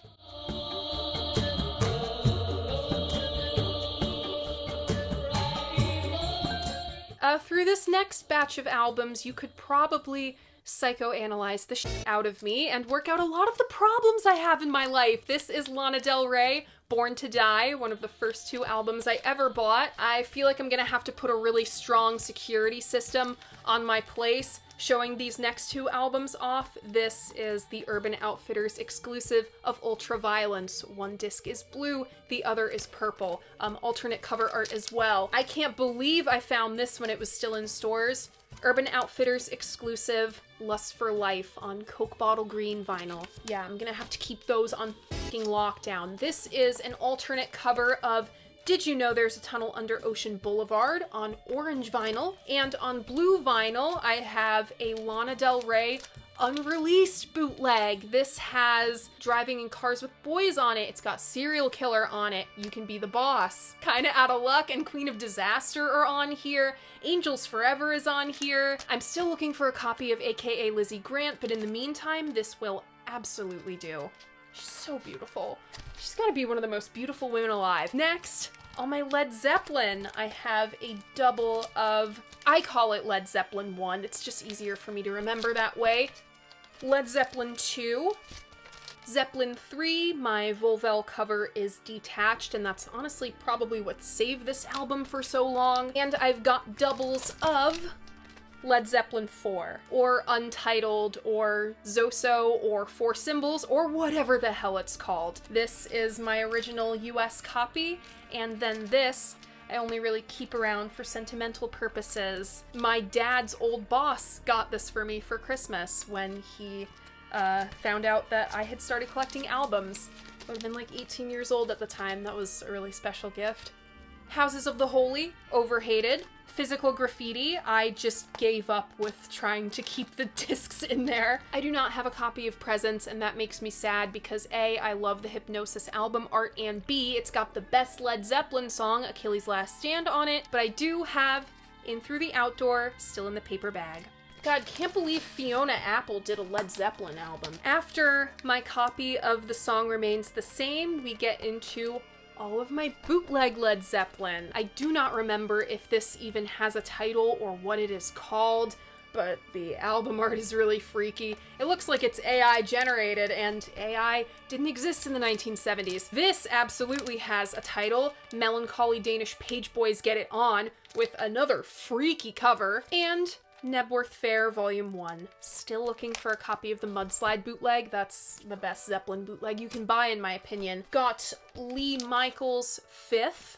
Baroque pop goodness with The Left Bank, Pretty Ballerina. Walkaway Renee / Pretty Ballerina. I just call it Pretty Ballerina. I don't know why the album is titled like that. I don't think anybody does. Thank you, Elliot Roberts, for introducing me to the Lemon Twigs. This is Everything Harmony on pink vinyl, and A Dream Is All We Know on pink vinyl as well. I do not know why this is not on streaming. This is Leon Russell's album. Delta Lady is on here, about Rita Coolidge. I own a copy of Songs of Leonard Cohen. Still looking for a copy of Songs of Love and Hate. Still looking for that one. And Fog on the Tyne by Lindisfarne. Oh, whoops, one of my Lindisfarne albums made it out of its intended spot. This, nicely out of tune. There we go. Then I have Link Ray and the Ray Men. Little Feat, Dixie Chicken. If you are not turned on to Little Feat, what are you doing? Dixie Chicken is the best song the Allman Brothers Band never wrote or recorded. By all accounts, these guys should have been huge in the 70s. I don't know why they weren't. Loretta Lynn and Conway Twitty, We Only Make Believe. And I'm not sure why all of my Lou Reed solo stuff is out here, but it is. First, self-titled, that has his recording of Ride Into the Sun on it. Transformer. Gotta love a little David Bowie, Lou Reed collab. Berlin. This will be one hell of an episode someday. Coney Island Baby. Next is Rock and Roll Animal. New Sensations, and The Blue Mask. Gosh, remember an outfit change ago when I was gushing over Love and DeCapo? This is their self-titled album, and this is Forever Changes. Phenomenal record. Then I have Love Live Studio and Best of Love. I've got a Little Lovin' Spoonful. This is Daydream and Best of. Coming up on the end of the L section, does anyone know what happened to Lucille Furs? They were a neo-psych band out of Chicago in the mid to late 2010s. This is their self-titled album on orange vinyl. Alabaster Crayon is an all-time great. What happened to that band? If you know what happened to that band, please tell me in the comments. Then I have Unanswerable Lust by Luxuria, and some Lynyrd Skynyrd, pronounced Lynyrd Skynyrd, and Gold and Platinum, Greatest Hits.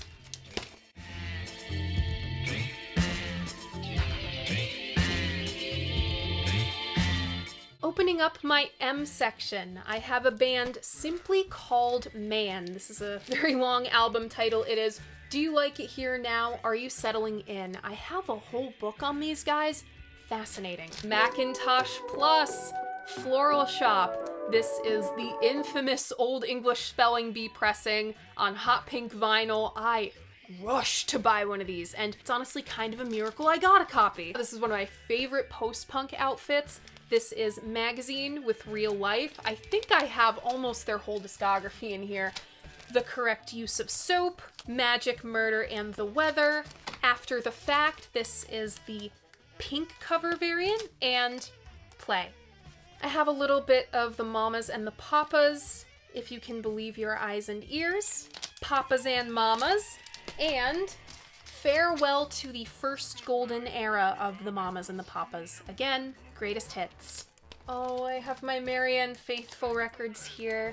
This is Go Away From My World, self-titled, including As Years Go By, and an alternate cover of Broken English.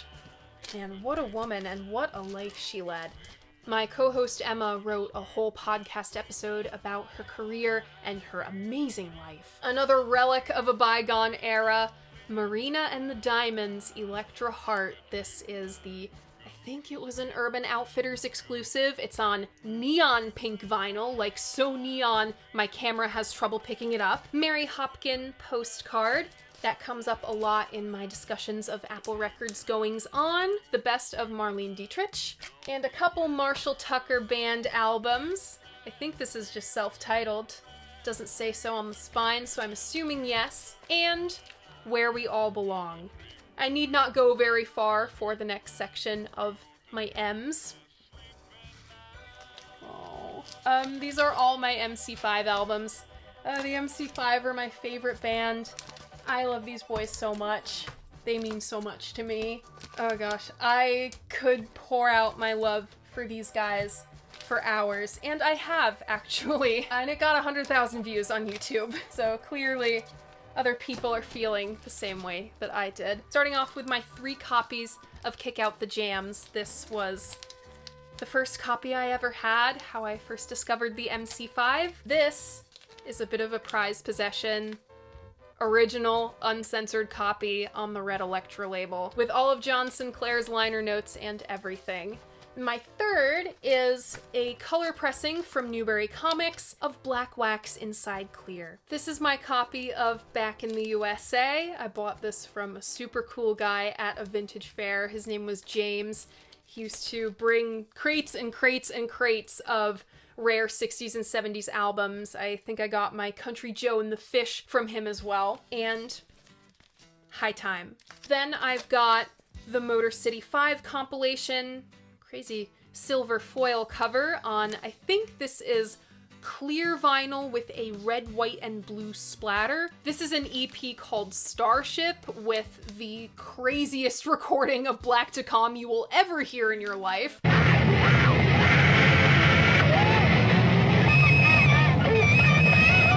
The 66 Breakout compilation of all pre-Kick Out the Jams recordings. Look What You've Done Baby on here is offensively good. Why is it offensively good? Because it was just a warm-up.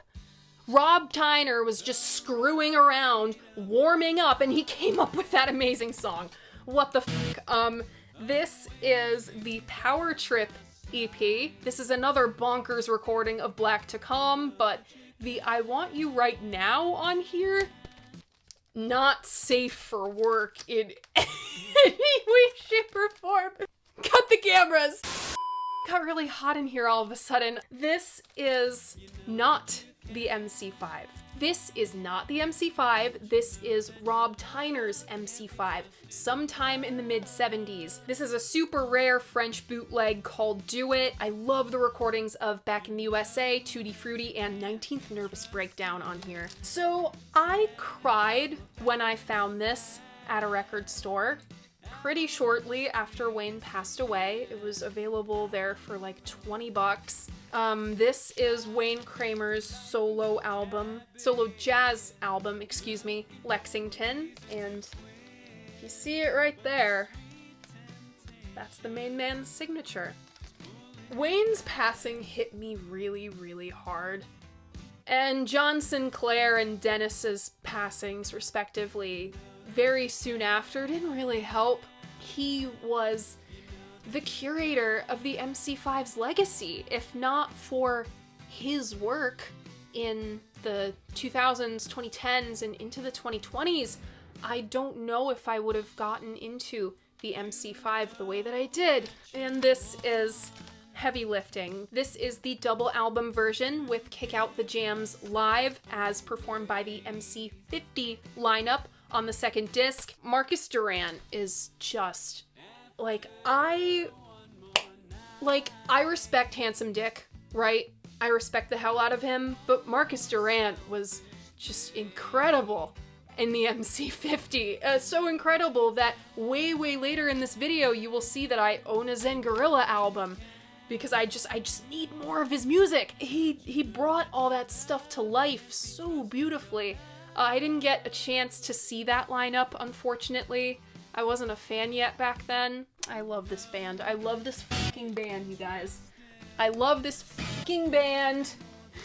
They make me cry sometimes. I love them so much. All right, now for the rest of my M section. With Meatloaf, Bad Outta Hell. A little bit of Melanie. This is her LP Gather Me. This is the one with Brand New Key on it. Although she has lots of other good music besides Brand New Key. Introducing the Melons. New 60s pop style music, very much influenced by the Beatles and the Beach Boys. Also on yellow vinyl. The Melvins. Stoner Witch, Mike Oldfield, Tubular Bells. Ugh, some of you are gonna wanna punch me very hard for owning the next two albums, especially this one. This is Begin by a little sunshine pop group called The Millennium. I am truly blessed to own a copy of Begin. And this is my original uncensored copy of Moby Grape's first album. Look, would you look at that? Another leftover relic from college. This is on marbled gray vinyl. It's You're Gonna Miss It All by Modern Baseball. I can't tell you how many times I had this on my turntable my second year of college. This was a very special Christmas gift this year. It is a copy of Pisces, Aquarius, Capricorn, and Jones, signed by Mickey Dolenz. I've got two copies of Head, one on silver vinyl. Head was the 100th episode special of Vinyl Monday. What a fun special that was to make. I had a blast making the Head episode. I have 40 timeless hits from the Monkees. This is an Australian compilation. And now we get into all my Michael Nesmith solo stuff! My favorite Monkey! This is Magnetic South by Michael Nesmith and the First National Band. This is Loose Salute, and I'm still looking for his third album with the First National Band. It's called Nevada Something, and it has a cover of Derek and the Dominos' I Looked Away on it. And this one isn't on streaming services for some reason. This is Infinite Rider on the Big Dogma. I have the Hamburg recordings by The Monks, and then we get into my Moody Blues. This is a UK copy of Days of Future Past. All the rest are US. This is A Question of Balance, Seventh Sojourn, In Search of the Lost Chord. Then we jump to Mop the Hoople Greatest Hits, and we should be getting into, yes, my mountain. I am a Leslie West girly. Hello? If I'm a Rob Tyner girly and I'm a total guitarist girly, just mush the two together and you get Leslie West. This is Leslie West Mountain. Kind of, sort of, the first Mountain album, but not really because Corky Lang is not there. Corky Lang is there for climbing. I had the honor and pleasure of interviewing Corky Lang for a mountain climbing retrospective episode of Vinyl Monday. Such a cool guy. And then I have The Road Goes Ever On. Ooh, covering these two albums kicked the shit out of me so hard that it canceled the third episode of Modern Classics Month this year. This is All Hail West Texas and Tallahassee by the Mountain Goats, my favorite band in college. I also own The Sunset Tree. My favorite album by the Mountain Goats is Sweden, and I've just accepted at this point that I will never own a copy of Sweden. Rounding out my M section, I have the self-titled album by The Move with album art by The Fool, Out of the Tunnel by MX80 Sound, and Isn't Anything by My Bloody Valentine. This is the digital remaster, not the analog remaster that everybody is after, including myself. Why is this off streaming services? What happened? What happened? Very glad that I own this on physical media. All right, next outfit change and the rest of my vinyl collection coming in right about now. I slightly underestimated how long this day was going to be, and it is 90 degrees outside. So let's start the end section.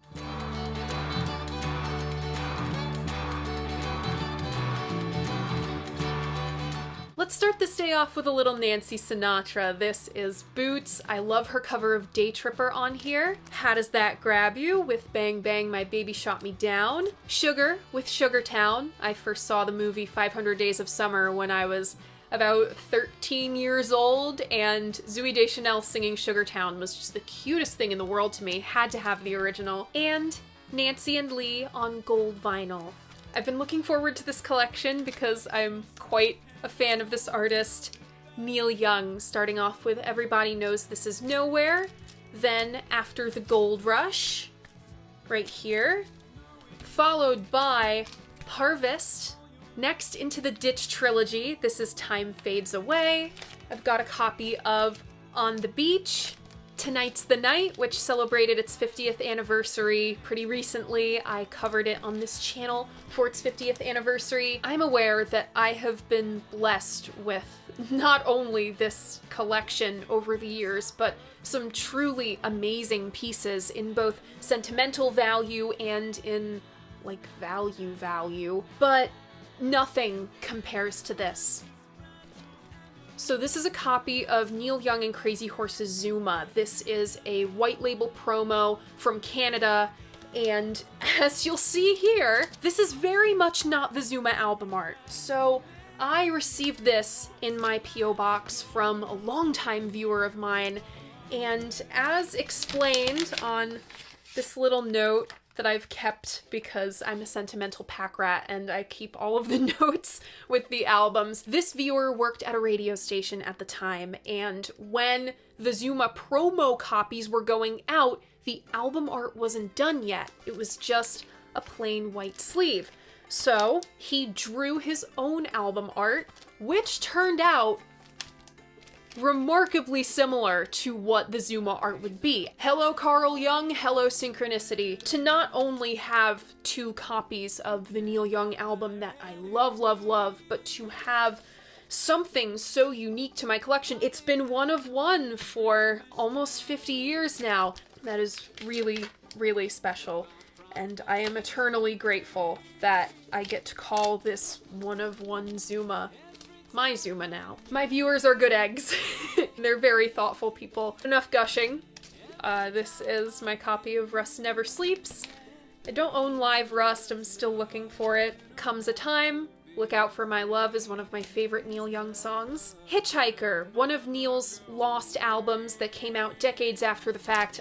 Neil had a lot of material recorded from like 1974 to 1978-ish that wasn't officially released until decades after the fact. I think Homegrown, which is technically part 2.5 of the Ditch trilogy. This is Journey to the Past, the soundtrack to a weird movie that sometimes plays on the Neil Young archives, like online movie theater. Lastly, in my Neil Young section, I love this packaging, it's so creative. I love this cover art. I want to recreate it someday. This is the Decade compilation. I think this is pronounced Noi. Some more krautrock. Again, Emma can actually pronounce that. The new Basement Tapes, Lost on the River. Okay, so the Basement Tapes, right? Legendary Bob Dylan recordings, but there were 20-something songs that Dylan had written but never set music to. And he brought in this studio group, this supergroup, consisting of Elvis Costello, Marcus Mumford from Mumford & Sons, Taylor from Dawes, Jim from My Morning Jacket, Rhiannon Giddens. They all set these lyrics to music. And this is what they came up with, 20 songs. There was supposed to be a part 2 with the other 10 or 15, but unfortunately it never came to be. We do have this though, so there's another chapter of the Basement Tapes saga for you. I have the studio albums of Nick Drake, 5 Leaves Left, Brighter Later, and Pink Moon. Don't want to get sued by the Nirvana baby, so here we go. This is Nevermind. But I think I slightly prefer In Utero. That was the season 3 premiere album. It was that and then The Wall. My sister bought this for me for Christmas one year. This is the MTV Unplugged set. And now we are into the O's.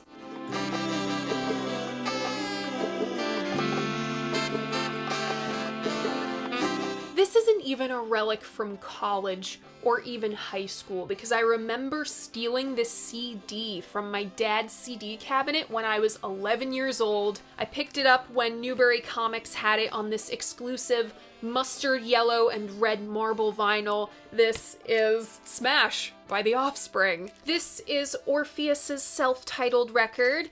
I mostly grabbed it for the album art. I love the text design. I love the color palette. Clearly, pink and purple are some of my favorite colors. The music is good. It's nothing groundbreaking. It's like a 60s pop group, but it's good. Full disclosure, I know not a lick of Portuguese. This is Brazilian psych rock group Os Mutantes? A Brazilian viewer sent these in to me with like a wonderful couple pages of like the band's history and the political context of Brazil at the time. So once I find this first album, would love to do an Os Mutantes episode. Another record that really should be in my soul section. I don't know how this migrated its way out. This is Otis Redding's Sitting on the Dock of the Bay. The last album in the O's section, I saw this band with my dad when I was 20. I think this is The Outlaws, Bringing It Back Alive. Of course, there was almost a completely different lineup when I saw them, but it was still a really great time. I went with my dad, his boss at the time, and his boss's son, who I had gone to high school with but didn't really know. So it was a little awkward at dinner that night, but I still had a great time. I can feel your love every time that you speak soothing.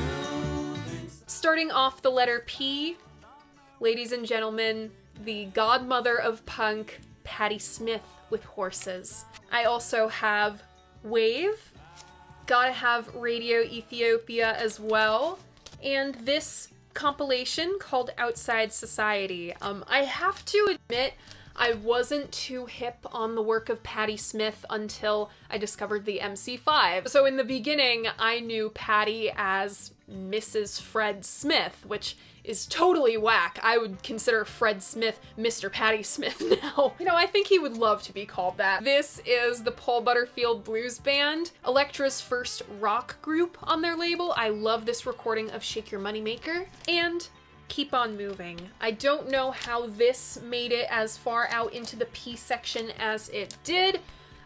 This is another middle school favorite of mine, Paramore Riot. This was the Urban Outfitters exclusive on orange vinyl. People are surprised to learn that out of all of the groups I've seen live, I've actually seen Paramore the most. I went to all of those shows when I was 12, 13, 14 years old with my mom. Peter Hedman, Seasides. When I received this in my P.O. box from a viewer, this didn't even have an entry on Discogs yet. I had to go in and create that entry. I never would have known about this artist had it not been for that viewer. Oh, the band I always mix up for Pentangle. This is Pentagram with Red Eye. Essential 70s live album, Peter Frampton Comes Alive. The only talkbox user I can stomach, by the way, and I'm in You. This is I Ain't Marchin' Anymore by Phil Oakes. His album Pleasures of the Harbor with the epic The Crucifixion. Tape from California. This was the first Phil Oakes album I got and kind of got me into this 66, 67, 68 and beyond period of his career.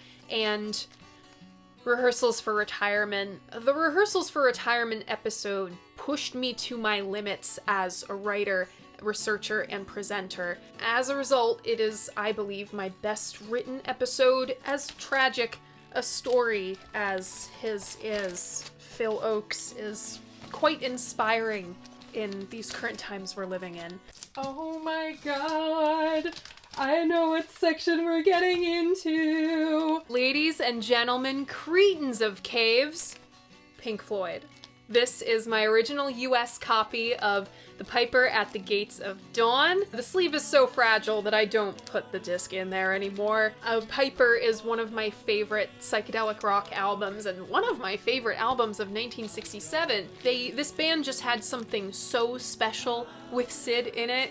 I love his sense of whimsy, the sense of playfulness in the music, the experimentation. There's just something really charming about the Piper era stuff, and this is an early, oh gosh, German press, maybe French, I don't remember. This is kind of a saucer full of secrets, but not really. All the US versions of A Nice Pair have one of the songs swapped out for like a live recording of Astronomy Domini or something weird like that. I don't remember. This is the double album packaging of Piper at the Gates of Dawn and Saucer Full of Secrets. I've pared it down to one copy of Ummagumma. I won't lie to you guys, this album is a tough listen. This is another Floyd release that I rank maybe a little too high because it's got the best Pink Floyd song on it. This is Metal. Echoes is the best Pink Floyd song, by the way. Obscured by Clouds, meant to be a film soundtrack, but some fucky-wucky stuff happened in the middle. No words need to be said about that. My favorite Pink Floyd album, Wish You Were Here. I used to not like this album at all, but it quickly ascended my rankings. Animals. That was even an album I changed my mind about. I have been a Wall defender since I was 18 years old. I'm ride or die for the Wall. I go so hard for the Wall, it's not even funny. I personally love that Roger Waters wrote concept albums instead of going to therapy because that's a thing I would do. This is the final cut. I don't listen to this very much at all. It's like all of the stuff that was too personal for the Wall. Yes, I am a joint Syd Barrett, Roger Waters girly.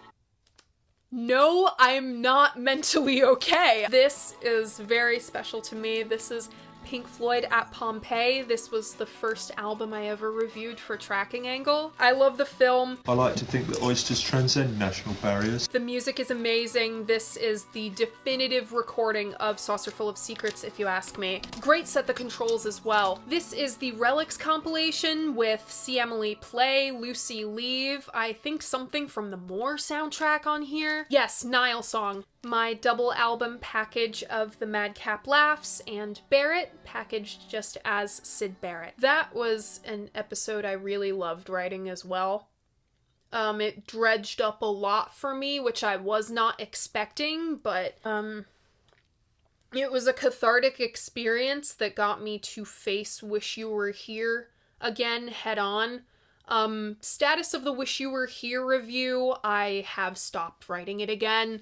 I've been stopping and starting that thing since March, and it is late July. In the next few weeks, I'm gonna have to decide fully, like pull the ripcord or cut the operation. Am I going to write a 50th anniversary Wish You Were Here piece or not? It's not gonna be a fucking video, I can tell you that much. You! Yes, you! Stand still, laddie! I'm sorry, Mary, but if Roger Waters gets divorced a 5th time, I am first in line. This is Pity Sex, Dark World. This EP was something I listened to a lot in college, and this is the most beautiful piece of colored vinyl I own. It is this red, pink, and white marble that looks like these rose petals and I think hydrangea sprinkled in there. I don't have Feast of Love, unfortunately, but I do have White Hot Moon on, if my memory serves me right, aqua blue with a white splatter. It's been a while since I played any of my college music. Speaking of synchronicity, Synchronicity by The Police, another album that is very special to me. The Gospel According to Zeus by Power of Zeus. I was fortunate enough to interview the guitarist and singer of this band, Joe Pereno, for this channel. We talked about this album, the band's history, how the record came to be, and all of the samples that came from this album. And this is their demos album, Uncertain Destination. Ancient Greece is one of my favorite distributors. They made this thing happen. This is on red vinyl. I have the Pretenders self-titled and Pretenders Learning to Crawl. This is the album with Back on the Chain Gang on it.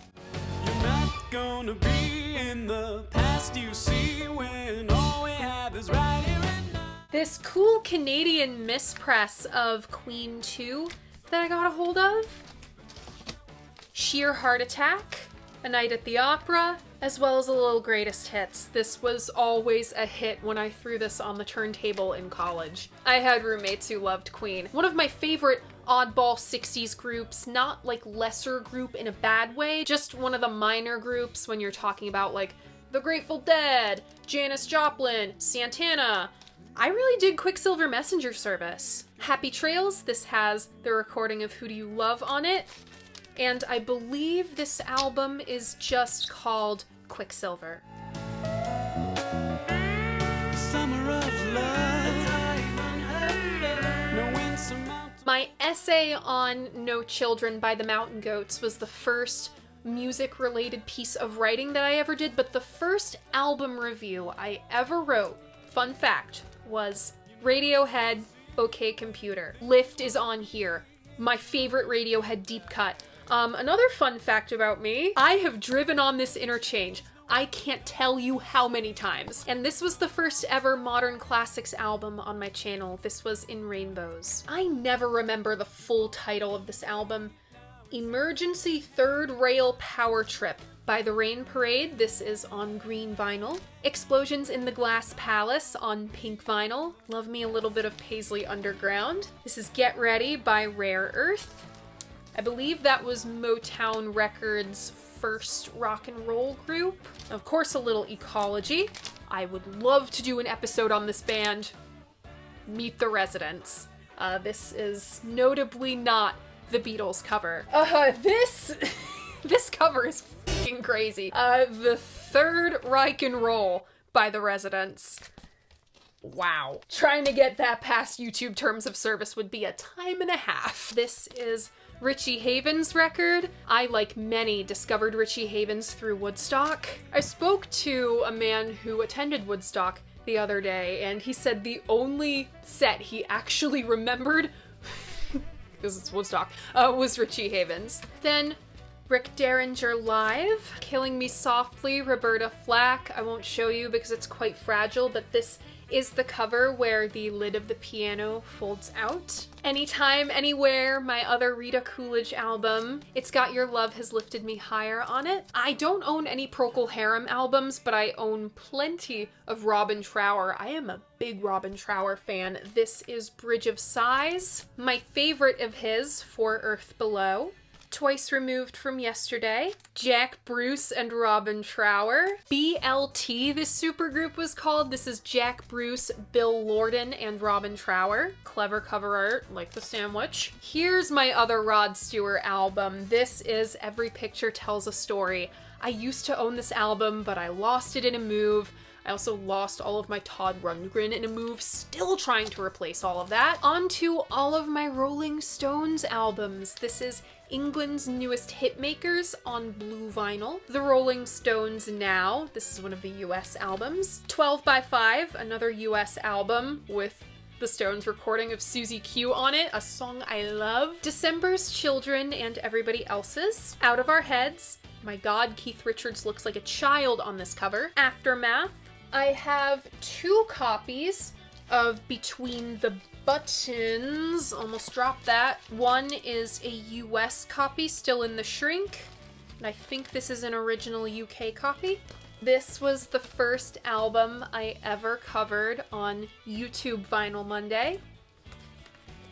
Their Satanic Majesty's Request. I have both cover variants of, see if I can juggle that, Beggar's Banquet. My 2 favorites of the bunch, Let It Bleed and Sticky Fingers with the zipper cover. Exile on Main Street. I have a feeling if I listened to this again, it would shoot right up my rankings. I have both cover variants of Goat's Head Soup. The scarf cover and the Goat's Head Soup cover. I know it's only rock and roll, but I like it. I know the title is just, it's only rock and roll. It just feels naked if I don't say the whole thing. This cover variant of Some Girls, Tattoo You, and End of the Studio Stones albums, Hackney Diamonds. I know this is on blue vinyl. Get Your Yayas Out, Big Hits, High Tide and Green Grass, Through the Past Darkly. I love this cover art, and I've always wanted to do a recreation with some friends of mine. Flowers. I would be Brian, of course. Hot Rocks. This was my first ever introduction to the Rolling Stones, and I just loved them after I discovered this. And I have a copy of the Performance soundtrack. This was the film Mick Jagger was in with Anita Pallenberg, ex of Brian Jones, then girlfriend of Keith Richards. That you'd have to hit up Emma to write that one because she's much more into the Stones girls than I am. But seriously, that is a podcast episode waiting to happen. The rest of my R section looks a little bit like Romeo Void, Never Say Never. This was a P.O. Box send-in. I never would have known about Romeo Void otherwise. Presenting the Fabulous Ronettes, featuring Veronica. I miss Ronnie so much. My other Roxy Music album. This was my favorite band in high school, Rush. This is Permanent Waves. 2112, mad I have to wait so long to make this episode. Moving Pictures. My dad had this CD in his work truck. Signals has my favorite Rush song on it, Subdivisions. Really spoke to me in high school, kind of still speaks to me now.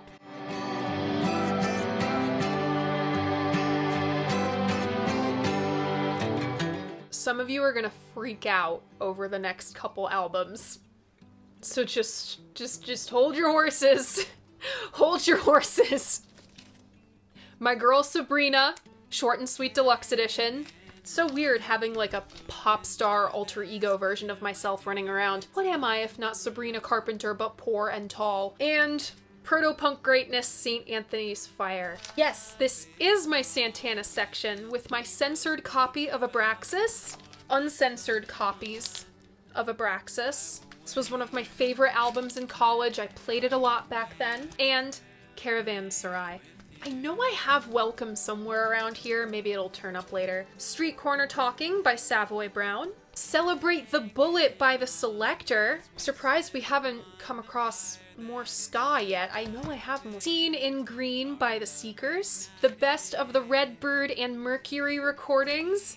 The Shangri-Las. This is on clear, I think it's called Smoke vinyl. It's like a dark clear vinyl with black marble in it. Very cool. This was an RSD Black Friday release that I got long after the fact. Rows of Smiling Faces by Shires. This is a great band out of, I think, Connecticut. My Simon and Garfunkel albums, Wednesday Morning 3 a.m. Sounds of Silence with that botched version of the title track on it. Parsley, Sage, Rosemary, and Thyme. My friend Nancy did a grunge cover of Scarborough Fair for me, and it was really funny. I love having talented friends.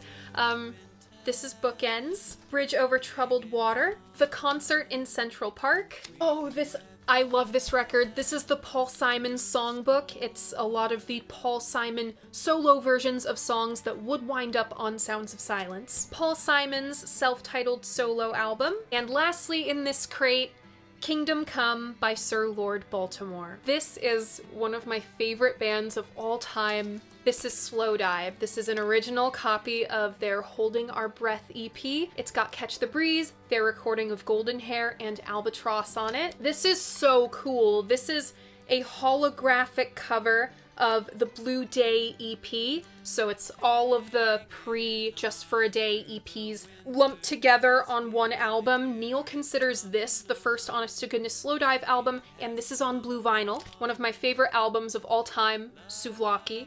This is their self-titled reunion album from 2017, and one of my viewers sent along to me the poster with all of their signatures on it.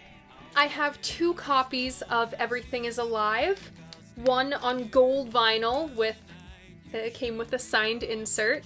If you'll notice, complete serendipity by the way, but all of the signatures are about where all of the band was standing on the Souvlaki album cover. And I have my second copy on pink vinyl. I have Neil Halstead's second solo album, Palindrome Hunches, on tan vinyl.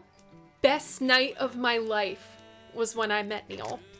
I clammed up in front of him after about 2 minutes because I couldn't believe that he was standing right in front of me. I couldn't believe anything that happened that night, really. I met Neil Halstead. Oh my god! I met Neil! I met a fave-rave! I met one of my fave-raves. Mark my words, I am meeting Thurston Moore next. This is Black-Hearted Brother, one of Neil's side projects. This album is called Stars Are Our Home. That was the end of my slow dive section, but this was my very first favorite album. Smashing Pumpkins, Siamese Dream. It's between In the Court of the Crimson King and Siamese Dream for my favorite Vinyl Monday Season 2 episode. I have a group called Smith, followed by The Smiths, my copy of The Queen is Dead. You Gotta Wear It or Let It Go by Solid State Radio. I discovered this band before I discovered the Beatles. Here are the Sonics. Alternate cover art, by the way, and the Sonics Boom. Insert the Death Valley 69 scream here. This is, I think, my favorite Sonic Youth album. It's hotly contested with Daydream Nation. This is Bad Moon Rising, just celebrated its 40th anniversary this year. Sister, Daydream Nation, Goo, Dirty, Washing Machine, this Live at Liberty Lunch 1988 bootleg. Sonic Youth is like the Grateful Dead for insufferable people as far as bootlegging goes. Rather Ripped, Walls Have Ears on neon green vinyl. My best friend from high school got this for me when she visited Amoeba Records. This is live in Brooklyn, New York, Sonic Youth's very last show in the United States before Thurston ruined everything. The Record Store Day release of Hits Are for Squares. This was a compilation from, I think, 2010. It's on gold vinyl. I really can't explain myself for this. This is Trees Outside the Academy on marble green and white vinyl. And this is By the Fire. I know I bought Trees Outside the Academy and a few of my Sonic Youth records from Disc and Dat in Bethel, Connecticut. It was crazy when I just brought those up to the counter and the guy was like, "Oh, you Thurston Moore grew up here." And I was like, "What?" He's been in this store. What? This is Camel by Sopwith. One of my best friends from college introduced me to this band while we were still in school together. This is Forgettable by Sorority Noise. I believe this variant of vinyl was called Beer Spill. It is black in a clear brown. And You're Not As Blank As You Think on white splatter on blue. This is Look At Us by Sonny and Cher. Here is the rest of my ska. The Specials and more specials. Spirit's self-titled album with the infamous Taurus on it, and the 12 Dreams of Dr. Sardonicus. This is on a beautiful translucent dark blue vinyl. Spiritualized, Ladies and Gentlemen, We Are Floating in Space. Cop Shoot Cop is one of the greatest songs ever recorded. Strawberry Alarm Clock, Incense and Peppermints. Wonderful little 60s pop album that is. Steely Dan, Can't Buy Me a Thrill. And Asia, Steeler's Wheel, the album with Stuck in the Middle with You on it. Steppenwolf's second album with Magic Carpet Ride on it. Very cool foil cover. Sailor, Fly Like an Eagle, and sometimes they call me the Space Cowboy, mostly they call me the Joker. Yeah, don't know why this Stevie Nicks solo stuff isn't with the Fleetwood Mac section, but this is Belladonna, and The Wild Heart. I have two versions of the Stooges' self-titled album in here. The original version and the John Cale mix on red vinyl. One of my favorite episodes of Vinyl Monday I've ever written. Funhouse. Rant and Rave with the Stray Cats, and the Stray Cats self-titled. Ladies and Gentlemen, The Strokes! Is This It? On red vinyl, and the original album art. I wanted this to be a part of my first Modern Classics miniseries, and now I just feel like I fumbled the ball on this. St. Vincent, Daddy's Home. I love the song dedicated to Candy Darling. Sugarloaf, the album with Green Eyed Lady on it. Sunny Day Real Estate's Pink album. Fascinating story behind this.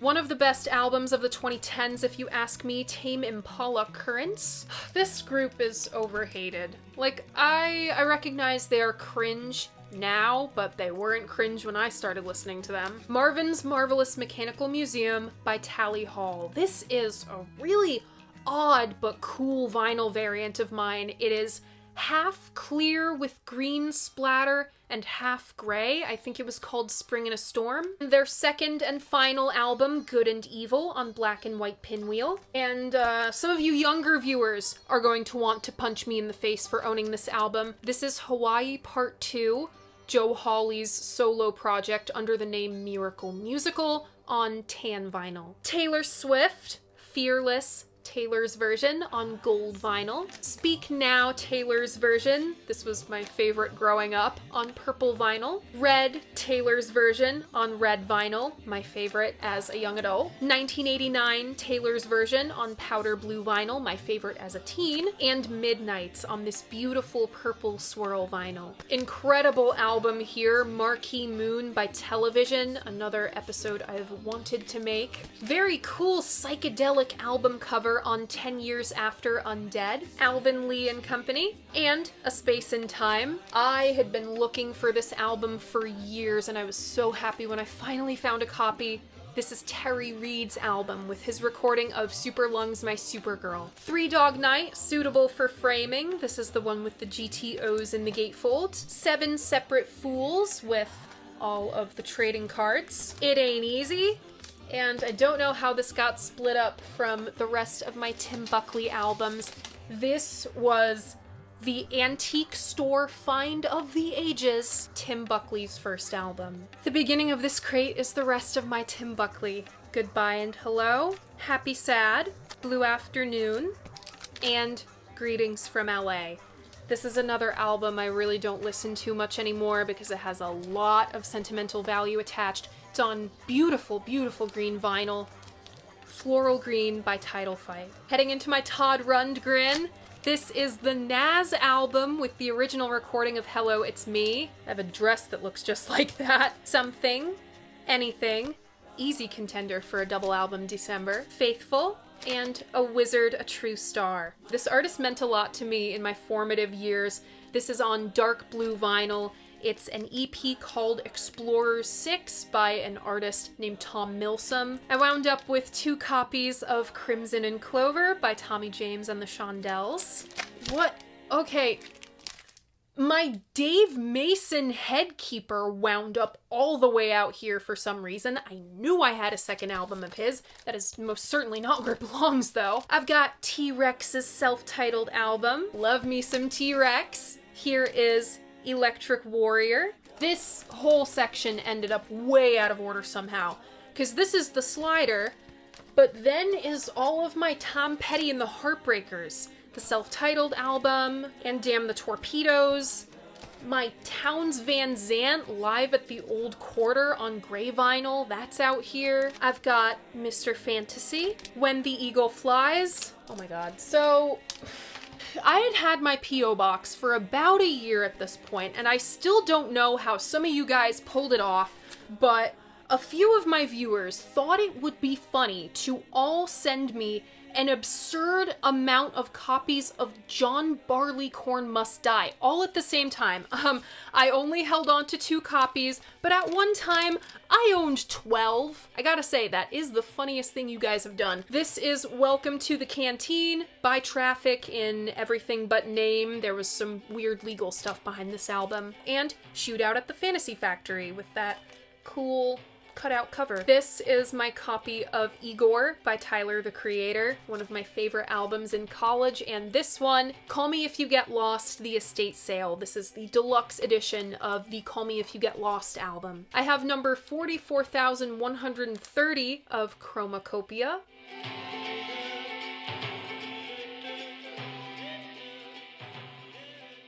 Now all of my Uriah Heep albums. The Magician's Birthday, Demons and Wizards, and the self-titled album. Great psych rock album, Ultimate Spinach self-titled. Underrated album, Vanilla Fudge self-titled. I love the cover of She's Not There, and of course, You Just Keep Me Hanging On, one of the greatest covers of all time. Vapor Manipool.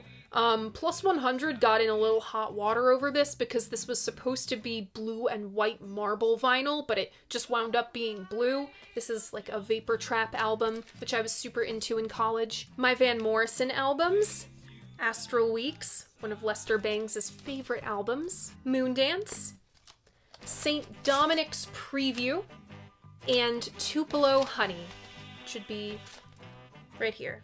One of my favorite groups from the 1960s, the Velvet Underground. This is their Velvet Underground and Nico album. I've got doubles of this. My copy of White Light, White Heat with the alternate album art. The self-titled album, Loaded. I love this album. The VU compilation, Velvet Underground with Lou Reed, live in 1969, and Live at Max's Kansas City. I believe this was a recording of the last show they played with Lou Reed in their original run. This is on purple and magenta vinyl. Talk about a problematic fave.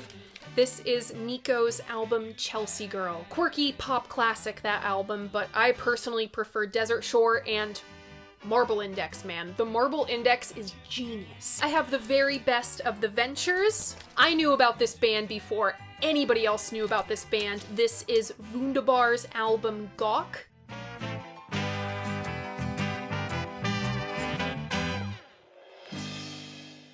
The World is a Ghetto and Greatest Hits by War. Greatest Hits of Waylon Jennings. The West Coast Pop Art Experimental Band, Volume 3, A Child's Guide to Good and Evil. I have been trying to write this episode since fucking January. I haven't even found an interview contact either, like there's nothing. I own 3 Mo-Fi albums, and 2 of them are Weezer. This is the Blue album on blue vinyl, and this is Pinkerton. You guys are not ready for September of 2026 when I terrorize you all with Pinkerton 30 years later. None of you are ready for it, because I don't think there is a way to be ready for that. Got all of my Who albums in this crate.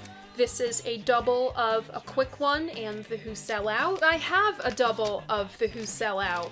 One is an original US copy, and the other is an original UK copy. Oh, my very fragile copy of Tommy. I swear to God I had a second of Who's Next. I had a double of this. I do not know where the other went, because I was gonna send it to Emma. This is Quadrophenia, Who Are You? Live at Leeds. This was a gift from Chris McGovern for being on their podcast. And The Who's Greatest Hits with Pete's iconic Union Jack suit on it. I have Stardust by Willie Nelson. I saw Willie Nelson live at Farm Aid for my dad's 50th birthday. Pink Flag by Wire. I know for a fact my Wire albums are a little out of order. This is 154, and A Bell is a Cup. Wishbone Ash Argus, one of Hypnosis's most unusual and striking album covers. Oh, The World is a Beautiful Place and I Am No Longer Afraid to Die. This is their album Whenever, If Ever. This was a tour misprint. Okay, this belongs in my hip-hop section. No idea how it made it out here. Enter the Wu-Tang Clan 36 Chambers. Absolute classic.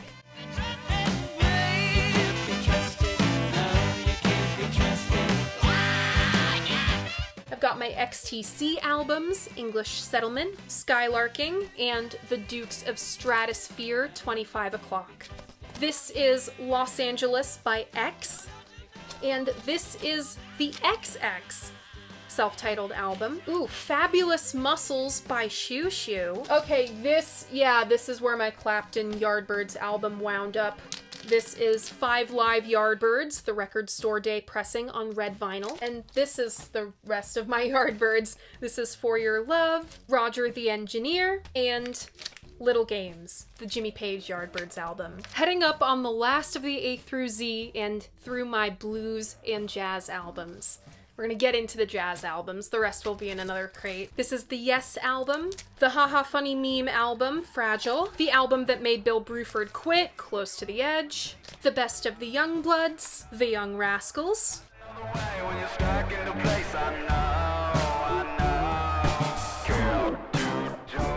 I was gushing about Marcus Durant earlier. Now here's that Zen Gorilla album. This is Trance States in Tongues. Incredible Bowie cover on here, but the rest of the album is great as well. The Zombies, Odyssey and Oracle. Beautiful color pressing. It's clear with a rainbow splatter.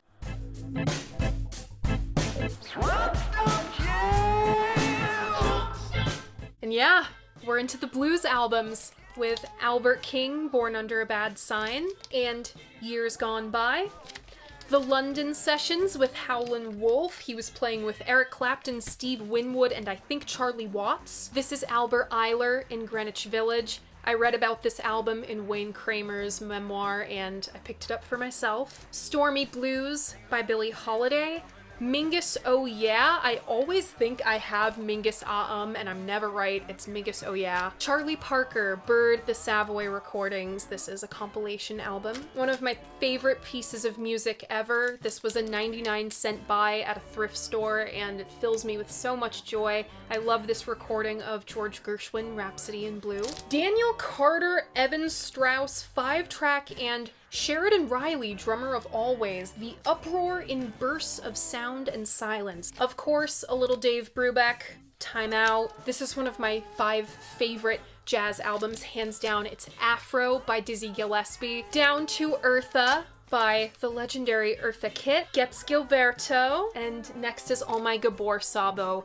Gabor Sabo is my favorite jazz guitarist ever.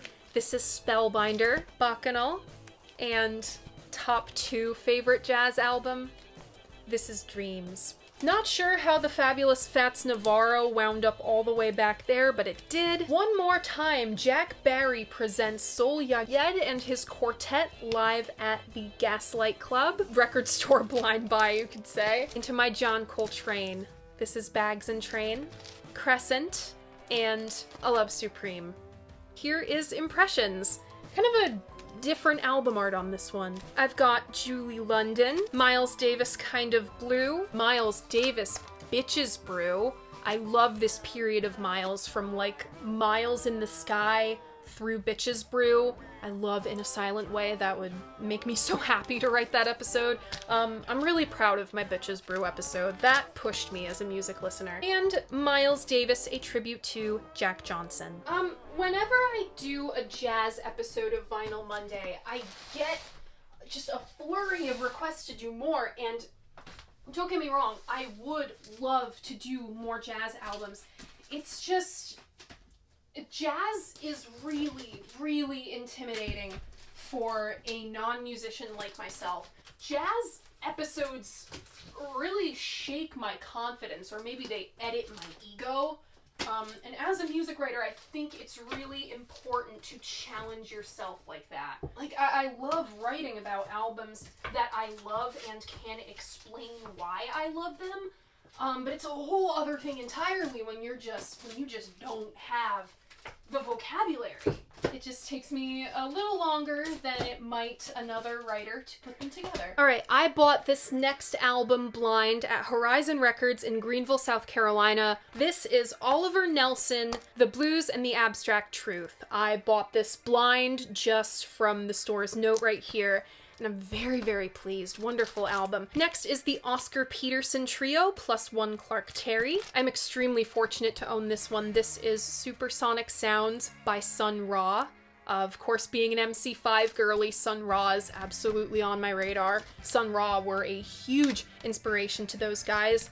Thelonious Monk's greatest hits. We're getting into the fusion stuff now, alright? This is John McLaughlin, Extrapolation. 2 episodes that I would love to write, but I fear I don't have the vocabulary to write.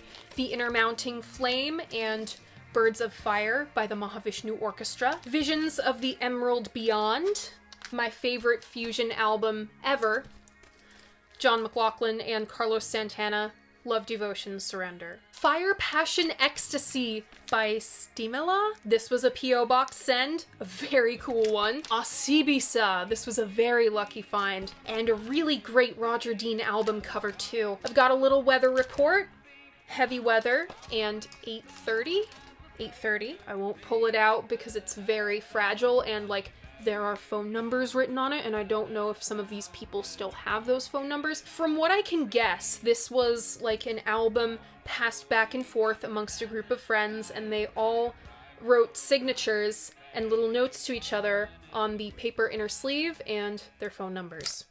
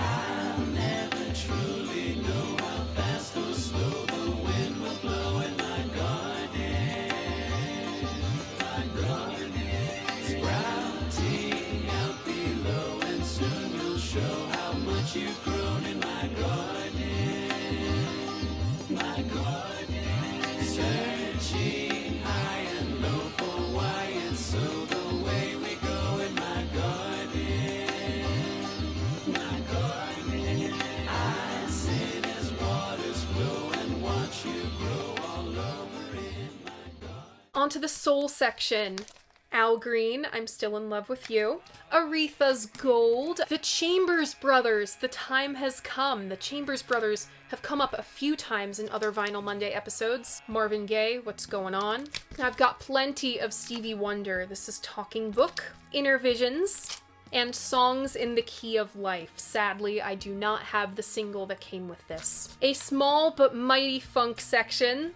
This is Funkadelic Maggot Brain, a very fun episode to make. Original copy of Cosmic Slop. I'm very lucky to own this. Just wrote this episode, Sly and the Family Stone Stand, and an episode I would love to revisit because I feel I'm actually ready to do so now as a writer. I could actually do this album justice.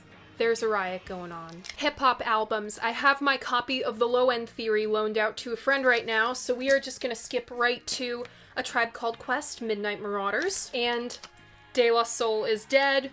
Wu-Tang Clan are usually supposed to be in this section, but they wound up in another. This album also wound up in another section than it was supposed to be in.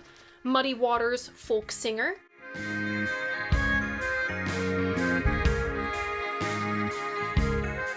I have a picture disc in here, Curved Air air conditioning, and a 12-inch single of one of my favorite songs when I was in college, New Order, Bizarre Love Triangle. This is the No One's Gonna Change Our World compilation. It's got the Beatles and the Hollies on it, Cilla Black, Cliff Richard. I think this was 1968. This is a super cool compilation album called Cinnamon Girl. It's an all-female Neil Young covers album. I really like the rendition of A Man Needs a Maid on here. This is East Side Story Volume 1. This was a birthday gift from one of my friends from college. Garage Psychedelique It is a psychedelic rock compilation album from the 60s, 70s, 80s, 90s through today. It's on green vinyl. The Ethiopians, Reggae Power, and a reggae dub classics from the Sound System Generation compilation. This is where I keep all of my Indian classical music, which is mostly Ravi Shankar. This is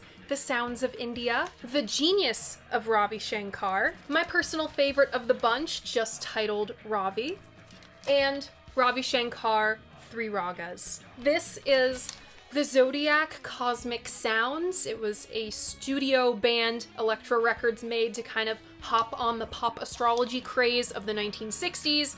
The Wrecking Crew is on here. Signs of the Zodiac, Gemini. The Astrological House of Gemini. This is a compilation of all Gemini artists. These are just some keepsake albums that viewers have sent in to me. This is Ram On, a 50th anniversary tribute to Paul and Linda McCartney's Ram. Amy Rigby, Diary of a Mod Housewife, signed by Amy. I own a copy of her book. Bill's Box of Sound sent this to me as a thank you for being a guest on the Zappacast.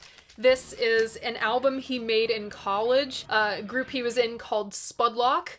I believe the title is pronounced B.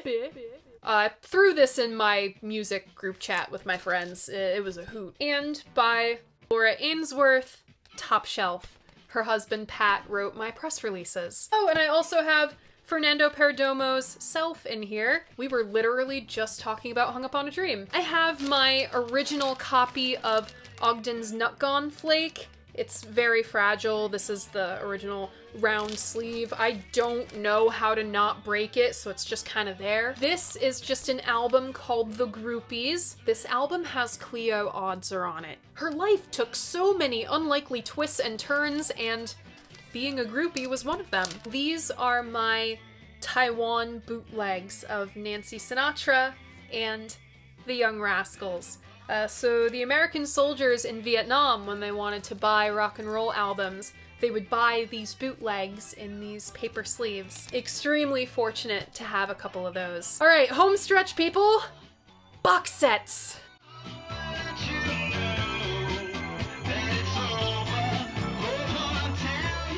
Starting with Bob Dylan. This is my Mo-Fi Blonde on Blonde. It's 3 discs instead of 2, 45 RPM. It's a little cumbersome to play, so I have to admit I don't play it very much, but that was a Christmas gift from my dad. Bootlegs Volume 5, Rolling Thunder Review, one of my favorite periods in Bob Dylan history. I love the Scorsese doc on Rolling Thunder. And I have the Biograph box set from the 80s. Next is one of my copies of George Harrison, All Things Must Pass. That's on the red Capitol labels. This is not vinyl. These are CDs, but it's a box set, so I keep it with the rest. Layla, 20th anniversary. I was talking about this earlier. A Gift from a Flower to a Garden by Donovan. Frank Zappa, Shut Up and Play Your Guitar.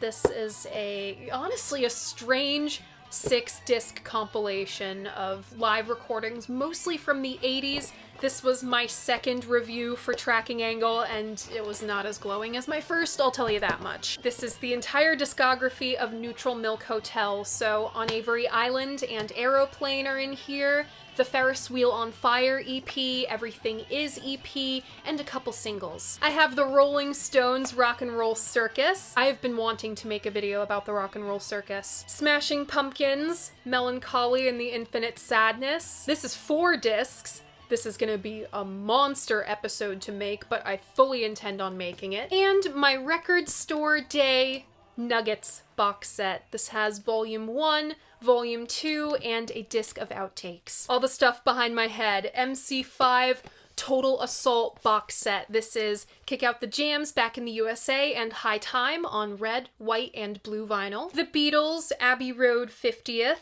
Giles Martin 50th anniversary Let It Be with the Giles Martin mix. Glyn Johns' Get Back is in here. There's a whole book as well. I'm really happy with this purchase and can't wait for Rubber Soul 60th. My other copy of All Things Must Pass. This is on the Apple Records labels. And finally, I figure it's only fitting to end this video with the album that started all of this nonsense, really. The 50th anniversary box set of Layla and Other Assorted Love Songs. This has the half-speed Abbey Road master on it. And that's it! That is my entire vinyl collection! And this video will probably be out of date by the time I post it because I have a copy of Atom Heart Mother coming in the mail. Which of these albums would you like to see on Vinyl Monday? We are coming up on the end of season 4. Season 5 will begin in the fall. I'm already booked out through December. There's 9 whole other months in the Vinyl Mondaying schedule that are to be accounted for. And thank you so much for taking such an interest in my vinyl collection. I've taken great pride in building this over the years. I like or have listened to almost every single album in here. I love physical media, and I'm grateful that the internet can connect me with other people who love physical media as much as I do. If you like what I do here, you should like this video and subscribe to my channel. I post new episodes of my flagship series, Vinyl Monday, Monday mornings at 11, a new episode of my podcast, The Dolls Pod, every other Friday at noon, and by the time you see this, my review of the Brondesbury tapes will be up on trackingangle.com. Thank you so much for watching all of this, and I'll see you next week for our regularly scheduled Vinyl Mondaying. Bye!